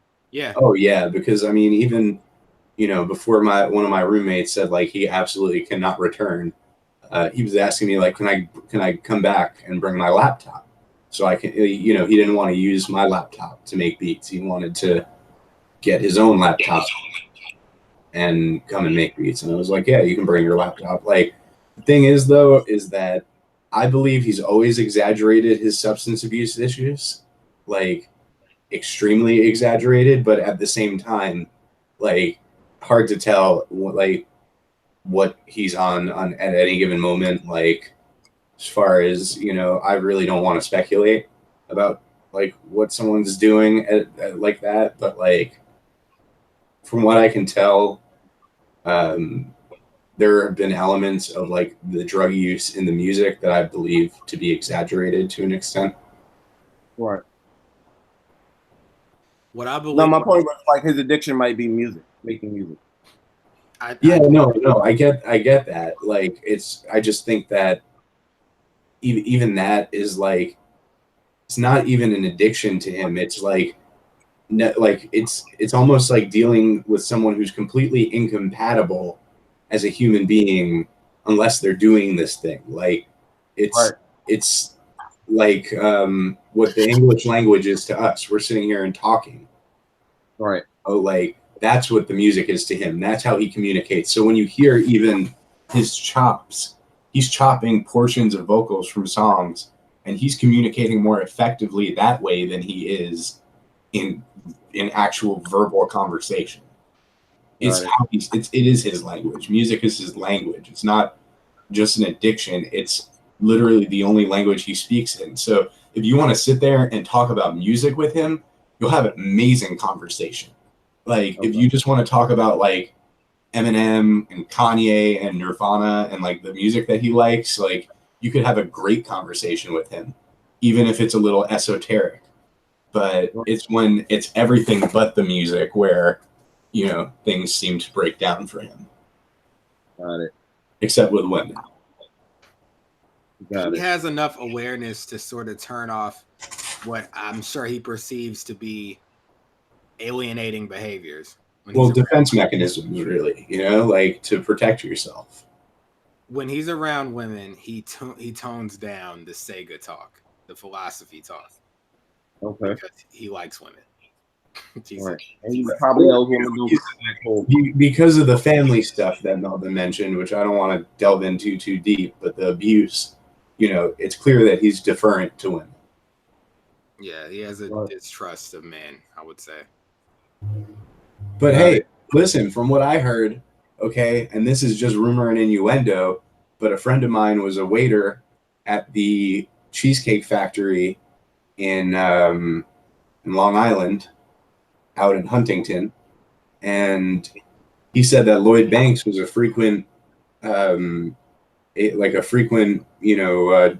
diner at the Cheesecake Factory, and that he would request to only be waited on by women. He wouldn't talk to any male service staff, waiters, none of that. Only wanted to be spoken to by women.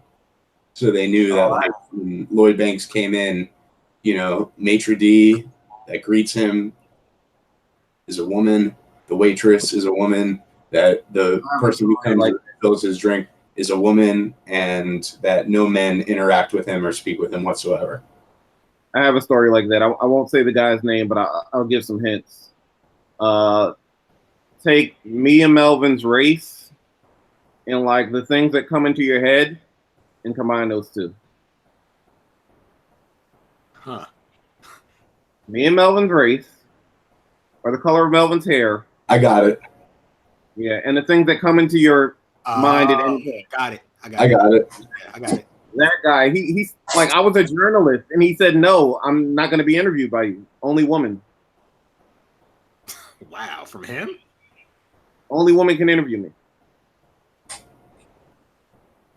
I wouldn't expect such like. Yeah, I don't know. Lloyd Banks Prince behavior from that guy. Yeah, this is years ago. This is 2010 or like 2011 or something. Huh. Yeah. Well, as far as I'm concerned, Charles Hamilton, Lloyd Banks, and you and Melvin's race, plus the thoughts that go into my head, or damn it, the words, the things that I manifest in my brain, so to speak, are allies. Yeah, they're allies because they're out there on the front lines. They want to give the women a good tip and change the dynamic. I'll say this: certain streams of thought lead me to understand that why he may make a request like that, but I still think it's strange coming from that guy. Yeah. Huh. Okay. Well, I wouldn't do it. I'm not like, because I think it's honestly like it comes down to like it's a bit diva-ish to go into a restaurant and be like, only women will address me. Like, dude, chill the fuck out. Sit down, order your food. Like we don't need to do this. I just want I just want to have a nice meal. I don't care who serves it to me. I went to Pizza Hut the other day. The guy who took my order had one hand. For real? Yeah, he took my card and he balanced it on his stub. Like the missing hand. Like he's missing a hand on one arm. And he balanced my credit card on his stub. Like I don't know if that's politically correct to say, but the part of the hand, I don't want to use the word deformed, it's beautiful in its own way, right? The missing hand. So the stub, whatever. The You didn't say I demand for people with two hands to take my order. No, I wasn't like, whoa, hold on, pal. Like, what are you doing with that thing? Like, I only accept orders taken by two-handed, people. Like, no, I don't care if you got one hand, 1 foot. All I need is those gains. Right. Right. I'm still here. Hey, Mel. Yeah. I'm still here. So we got the Charles stuff out of the way. Yeah. Felt like a Band-Aid being ripped off. I mean, I don't talk about him that much anymore, but I'd still talk about him, I'd say, at length once or twice a year. So it's never really the wound. No, the wound is healed. It's just like I don't know. Like I said, I'm pretty much open with everything. Talking about that guy is still pretty much like breathing for me, even though I don't listen to him. Like I said, I got off the train at the end of 2012, and I stopped checking up on him musically by the end of 2014. So that's what I can tell you about him.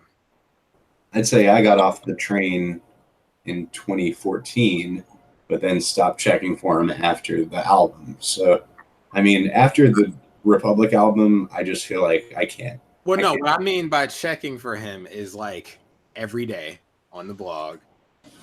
Oh, the blog? I mean, honestly, I can't look at that shit. I looked at the blog like in the last year, and he's still pretty out there. He's still at it. I think the thing that broke me as far as the blog goes is I was getting an oil change, and Mel was on the phone. This was like 2015, 2016. And he just said, "Oh, no." So I said, "What is it, Mel?" And he says, "Charles just posted a new blog." And I said, "Oh, who cares?" He says, "Well, the subject line is, I'm a black Nazi." I remember that. I can see how that could happen. That was the moment where I was just like, all right, listen, I'm not going to check this blog anymore, but I wish him the best. Yeah. And of course, like you guys remember Charles Passion, if you read the post, it's not about being a Nazi. But what'd you say, Jesse? Do we remember? You guys remember Gunplay and his like reasoning for having a swastika tattoo? I do remember him having the rap game the way that Hitler killed people during the Holocaust. But I'm Hitler to the rap game. And like, of course, he's probably blackballed for that. Yeah, like you don't hear much from Gunplay. No, you really actually don't. So there's a chance he is blackballed for that. Yeah, you know, this is. I had 4.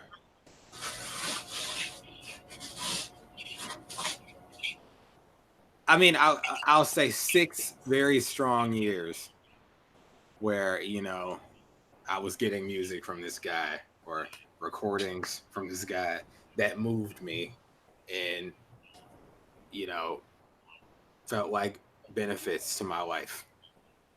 I have more than enough stuff from him to never need anything new. Right. You know. Right. Yeah. I mean, I wish him the best always. This is kind of therapeutic. Without even intending to be. Huh. Yeah. I think Wild can vouch for me. I do probably. I don't know. Wild, would you say I'm probably one of the most reflective people you know? Yeah, I would say so. Always coming back with like, you know, I was thinking about this. I spend a lot of time in the past for better. There are times where I'm thinking, why is he thinking about this? What is? I mean, it's over. It's in the past. You know? Yeah. He'll go back and tell me, I was thinking about something. When was there a time where Charles showed a level of musicality that transcended just my own fandom and is actually, somewhat, beautiful in a conventional classical manner? And there's a synth break at 2 minutes and 14 seconds on. Do you remember the song? Which one was this? All right. So recently, and the only reason I bring this, I've been thinking about him like this past week because something that recently happened that it wasn't my own doing. Like he didn't just come to mind. Something happened and reminded me of him. Freestyle battle with your girlfriend? No, it wasn't. It wasn't. What a tragic incident. It's a joke. Yeah, it's just I was thinking about him recently, so I was just going through some old stuff. Well, a friend of mine asked me because they knew that I had this stuff. They wanted a beat of his. That might have been what made me think of him.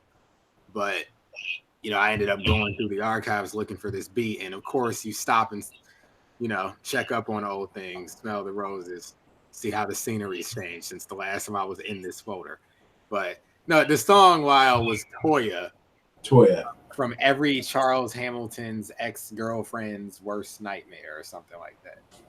But it was a beautiful moment. I think one of his strongest skills as an artist is his musicianship. The fact that he can play instruments, he knows his way around a piano, and he can add elements to a beat, you know, in addition to sampling it, that can elevate it from just being, let me throw drums on the sample.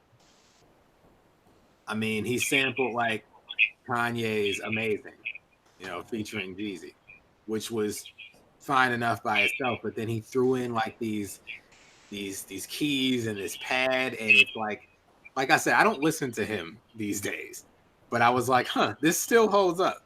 This is like a very beautiful musical moment, you know. I mean, look, see, you can't get me started, bro. Can't get me started. Because I'm gonna play it. Like, through the bad times with mad stamina, we could do it mad times. You hear those keys? Come on. You gotta love those keys, right? Dude, listen. You might like this thing called jazz, the fusion. But no, like, you know what I'm saying. The boy can snap on a synth when he wants to. Oh yeah, for sure. He does things with synths that, like, one of my favorite eras of his, as far as his synth work and instrumentality, is 2012. He was just doing stuff that I loved it. Just absolutely loved it. Was he kind of like a pioneer for like releasing free music? I would say he's a pioneer in the sense of prolifically releasing free music. Like, right. You know, I mean, just, and that was one of the complaints with him in his career, is like, oh, it's too much music. But they don't understand, like, it's not a matter of like quantity versus quality to him. It's like, he just can't stop. He literally cannot stop. Like, it's, projects get made in 2 to 3 days with this guy. So you got to imagine that, like, on any given year, he's making, you know, dozens and dozens of projects a year. Right. Most artists spend a year or two trimming the fat, quote unquote, and then getting to that, you know, 10, 15, 20 tracks that they're happy with for their album. You know, Charles just gives you everything. And sometimes the projects have like concepts, and the concepts don't even really like have much effect on the actual content of the music. It's like, this is the Doom project, and it's like, this is not like Doom influence at all. This is just what he called this thing. That's the late career Charles stuff. Is definitely the era of like interesting project and song titles, and then you listen to the stuff and it's nowhere near as interesting as the title or the concept that the thing is supposedly about. He'll tell you it's about something and you'll listen, and I think like the schizophrenia outweighs the execution. So it's like, maybe in his mind this is about this, but what I'm hearing is not at all about this. So, where I was going was more so like, did he make it possible for like there to be a like an Odd Future, or was that more so like going back to what we were saying about Drake was So Far Gone? Depends on who you ask. If you ask Charles, he would say he definitely made a way for Tyler, especially. Okay. Like, they initially came out just flooding the internet with free music to get a buzz. Yeah, but a lot of people were doing that, though. I think that was just the time that was happening en masse. I think with Charles, though, he's almost like the Mad Lib of free music. Definitely. On the subject of Odd Future, I mean, they're one of the early examples before people were made aware of this term, like a plant, like an industry plant. They were one of the early examples of seemingly coming out of no, but we know now that they had Christian Clancy and they knew these people and these people were doing this for them. It's like, I recall wondering how did they get on? This was on Fallon back before he was doing the show he's doing now. It was like the like it was sort of the B show to Tonight Show, like the A show. Right. They had him on the spot like right after the Tonight Show, but they got on that show, and it seemed like they were still building buzz online. So it's like they're already doing late night, but it's like now I know, well, of course they're already doing late night because everything was in place already, right? But you think about how did they even get that situation? Well, I mean they're from LA, so that's a hotbed of networking. So. Right. And I mean, where did they hang out? Fairfax Avenue, which is right off of Melrose. Right. It's a very populated area, and that block especially, there's a lot of those, like Supreme is on that block. Right. So, people in the Supreme, I mean, they just, they know. And the funny thing is, to this day, they're still on that block because there's a bar on that block I went to when my cousin came into town, and freaking Left Brain was in there. And then we walked down the street and we saw Tyler, the Creator, in a freaking McLaren driving on the corner of Melrose and Fairfax. So, that was like their home base in a way. Right. And, when you hang out in that part of LA, that's like where all the streetwear stores are and stuff. It was a different time, man. It was the same with like, Wale had the 10 Deep mixtape. Cuddy got the 10 Deep mixtape. Kendrick got the freaking, what's the name of the clothing line that he partnered with originally? Well, I was, my friend works at Riff, and he was saying early on they were bundling, I believe, it was either Overly Dedicated? It was either Overly Dedicated or Section 80. They were putting in with like people's orders at Riff, just like putting them in there. And so, of course, that's getting his name out there because famous people shop at Riff. It's a fashion store. So, I mean, yeah. But at that time, people didn't know as much as they do now or think they do now about the music industry. So it looked real exciting and organic, that word again. And that's not to say it's bad. I mean, my whole philosophy is I don't care really how it gets to me as long as it's good. I'm going to feel more harshly if I feel like it's being shoved down my throat and it's not even good. Because it's like, why are all these resources being given to this person? But if you're a quote unquote plant and you're one of the best things I've ever heard in my life, I'm thankful that I guess they recognize that talent and are now shoving it in my face because knowing the way things work, I probably wouldn't have heard about it otherwise. So with Odd Future, I think Charles's whole thing with him is like Charles has this like goth gimmick, like he's a goth. And so like, and plus he has this thing too where he's like late to things like by a few years or like a couple years. So like he didn't really start talking about Odd Future much. Well, to be fair, he was in jail when they popped off. And so he was doing some catching up, to be fair. But like his thing was like, yo, they're cool. Like,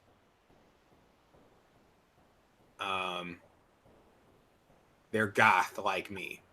But that's like the extent of his like, I think he's made it clear in his music that feels like he's paved a way for them. He took this like, in his world, he was sort of showing reverence to them, not like sunning them, but he's like, they were one of his like worship objects for a little bit. Yeah, and that's the thing. When he gets like fixated on something, he'll talk about it ad nauseum. Although one of his honest to God, like dopest verses ever is a Yonkers freestyle. Yeah, he rapped over Yonkers and it was pretty good. I don't think I heard it. I don't think it was pretty good. I think he bodied Yonkers. I don't think I heard it. No, will you get flagged if you play like a snip of that? Probably not. Hold on. Let me see. I'm looking for this part where he's like he worships Odd Future in this other song because I know the song. Let me see. Yeah, here it is. Star Wars? No, hold on. It's very hard to consider myself someone with bars when you are the Undertaker with your scars. And I worship him, worship God, worship Dr. Doom, and damn near worship Odd Future because they're goth too, sir or miss. Just depends on who you're with. You almost got me fucked. It's like yeah. This was during his Dr. Doom era. So it was Dr. Doom and like Odd Future, but yeah, the Yonkers freestyle. So he let me see. That was 2012. What was it called? Probably one of the most technically sound verses of his. I'm actually editing the verse as we go. I am a vampire. End of the mystery. Undead and sipping my Hennessy called history. Now receive some OD lyrical shit from me. 1 to the 2 to the 3. Hamilton isn't a gimmick. In fact, I'll be standing with niggas who get it, and I will be damned with the shit that I'm spitting just as in this candid is pitching the chicken to niggas who's famished and wishing for dinner. I stick up my hand and then give you a liver. I don't have fans, I have niggas who bit it, and I cannot stand on my knees and new listeners. I'm out on a twat, like it or not, psychic and rock, quiet and goth. High on the pot, line of the rock, sign of the rock, time to smosh. Yeah. Got it. Yeah. He's been around continuing to do things for years. And people don't know whether that's good or bad. Like, probably good for him because he's said and done a lot of stuff that would have gotten him canceled 20 times over. But there are some gems that, you know, I think people would have enjoyed. Certainly the most prolific artist I've ever known. And, you know,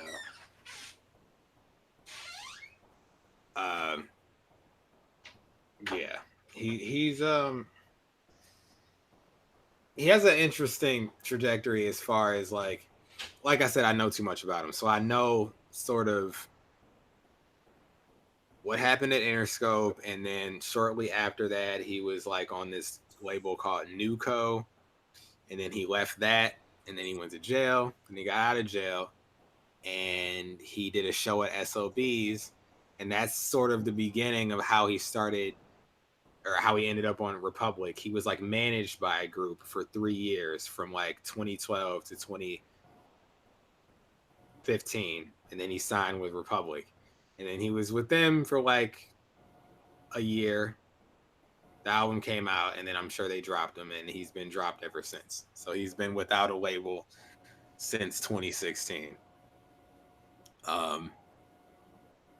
Which, you ask him, probably doesn't bother him too much because he's never really liked being on labels. But, you know,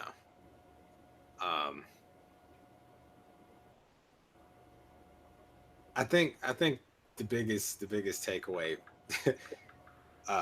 as far as him and me, is that what I was able to get from him and is still usable is just the willingness to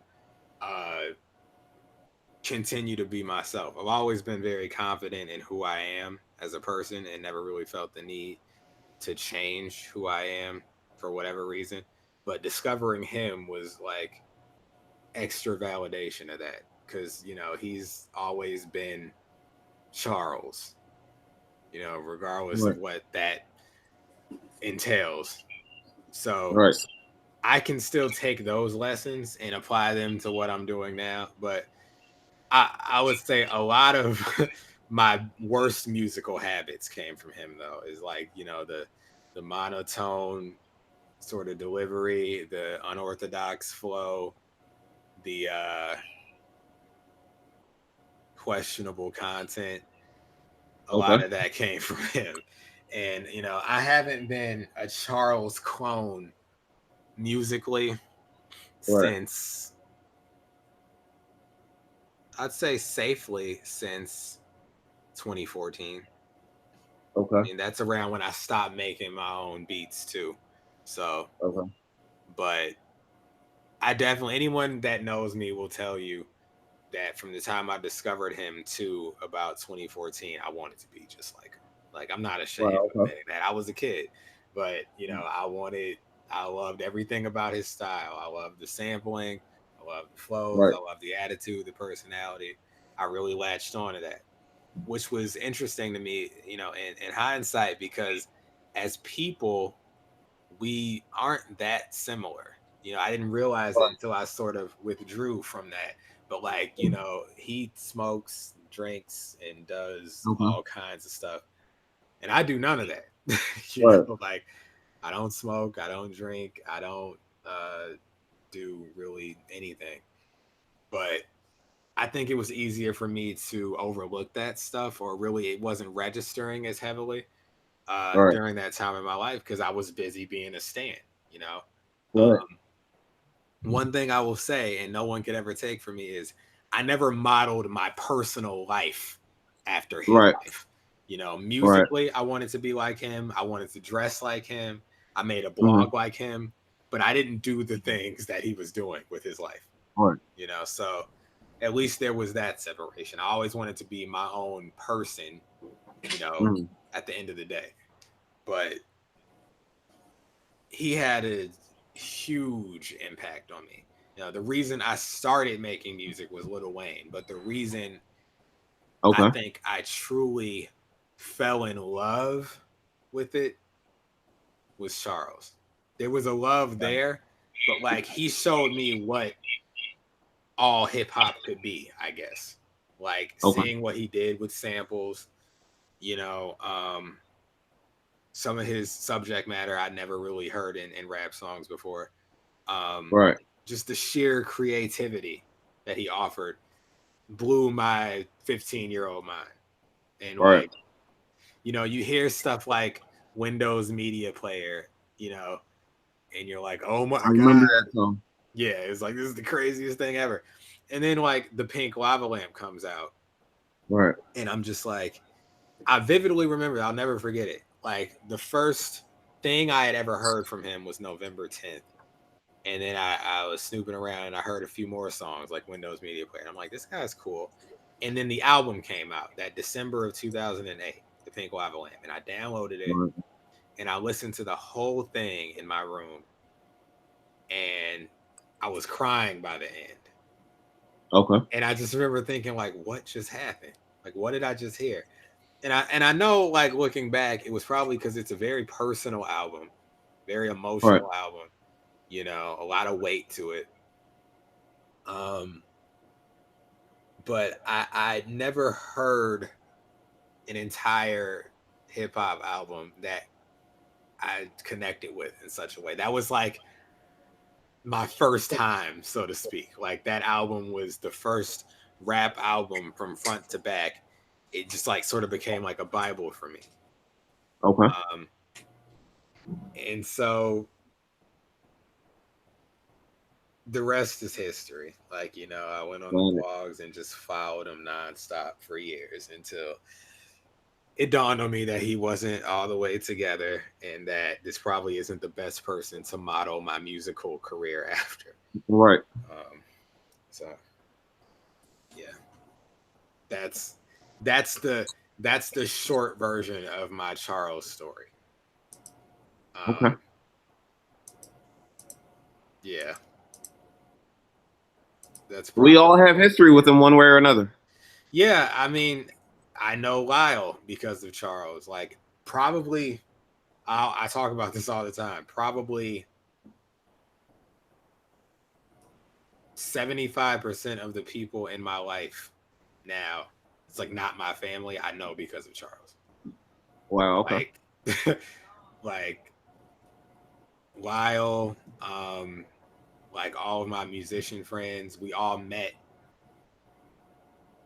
through being a fan of Charles. Got it.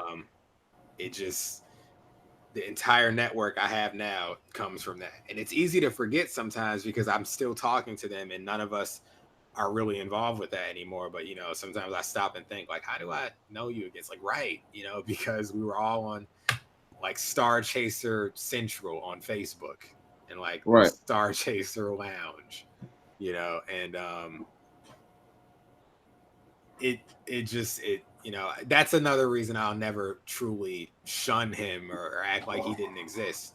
You know, I've formed relationships and connections, you know, that have come to define my life through this guy. Right. So it is bigger than music, so to speak. I've met a lot of my friends, closest friends, through this guy. Right. You know, so I'll always go to bat for him. You know, just not as overzealously as I once did. You know, I'm not calling mental institutions and leaving screaming voicemails talking about let me talk to Charles. You know, right. So, yeah.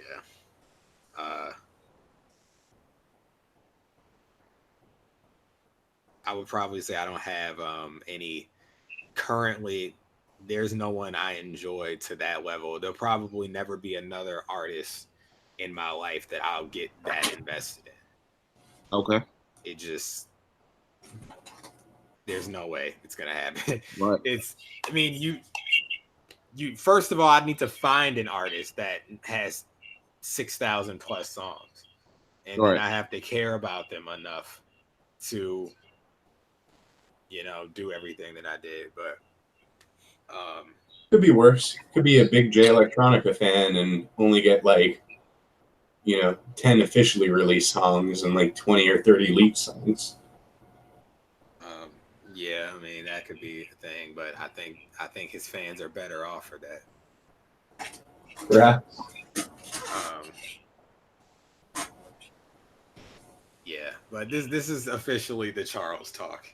So unintentionally, but like this is the show. Conversations go places. That's what they do, you know. And I did say it was like gonna be a free form thing. Right. Yeah. With that being said, I think Jesse, you have anything to plug? Sure. My Twitter is from Old Harlem. That's also my regular life Instagram. But if I don't know you, I probably won't accept your follow. If I don't know you're not like a cute girl, I probably won't accept your follow. Oh, okay. The Lloyd Banks treatment, huh? Hey, man. Hey. But my other Instagram where I actually like I review any album I've listened to or that I'm interested in talking about. Black Fantano on Twitter. Oh, no, on Instagram. I'm sorry. There's not a Twitter page. I think I follow that Instagram. Black Fantano. Yep, that is me. So like, think of like Anthony Fantano, but the black version. Okay. I do 1 minute album reviews, play snippets, and there's like 220 some odd album reviews that you can go check out for me. Word. Okay. Yeah, I just followed. I was familiar with that name because I've seen that the Black Fantano name in connection. That's me. Yeah. Okay. Yeah. That's me. So, you know, other than that, I guess you can follow me on Twitter. My Twitter's not protected. My Instagram is protected under my normal name. So. Okay. I guess I'll close like this. I just to reveal when talking to Lyle, like, because this is my first time speaking to you, but like I always usually like call you like almost like it's one word, like from old. Like I love saying that, like just because I know the username is from Old Harlem, but I'll be like, oh, from old tweeted something, and so like you know. We'll do that. Yeah. But cool. All right. Yeah, I was glad like to find out that name wasn't taken. It's not even like the most genius thing. It's just from pre-gentrified Harlem. That's where I live. That's where I grew up. And nobody took that. And I was like, okay, that's my new handle. Word. Yeah, we've been finding through launching this new show, like a lot of stuff is taken. Which makes sense. I mean, the internet's been around a while, but it's like stuff that you wouldn't necessarily think would be taken. It's like, wow, really? Like, you know, okay, I guess, you know, but yeah, is what it is. But yeah, I think that concludes things. I want to come back on. I'm forcing myself. I'm inviting myself. I want to be on the album. Oh, listen, we are definitely not averse to repeat appearances. So yeah, I want to do an album review with you guys. Okay, or just let it be something I'm familiar with, not a random Charles Hamilton mixtape. Oh no! In fact, I would only want to bring you on for something that you consider yourself almost an authority on, like A Tribe Called Quest or MF Doom. That's me. Tribe Called Quest, MF Doom. All right. Well, I think we're doing Operation Doomsday. Oh, please, I beg of you, have me on. I think in the first or second season of the actual show. So it's going to be a little while because right now we're in the preseason. Got it. While we get this album finished and then pivot away for music for a little bit. So the first season, hold on, I'll let you know right now. I'll pull up the document for the seasons. Documents. Archives. There we go.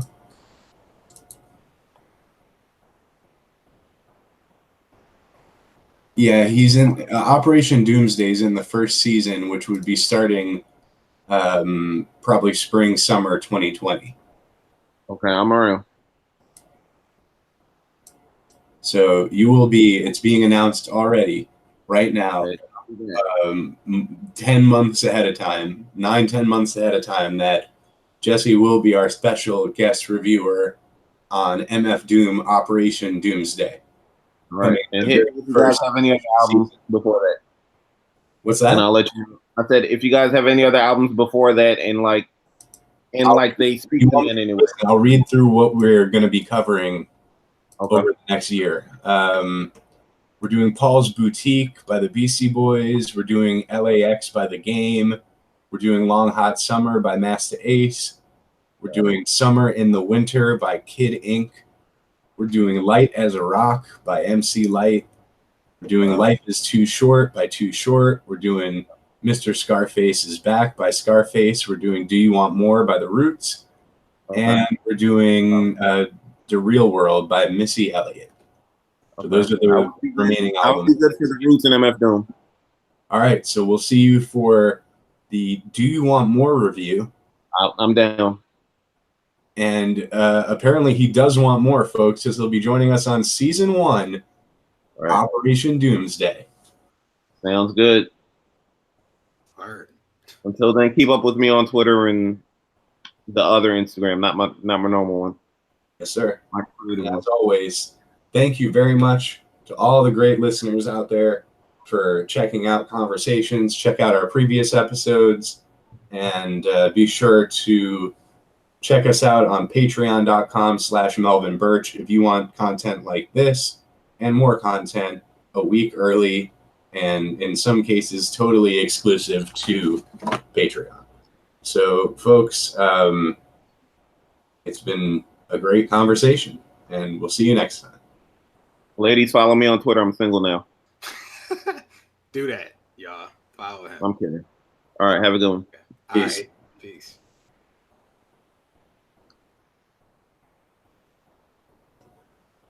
All right.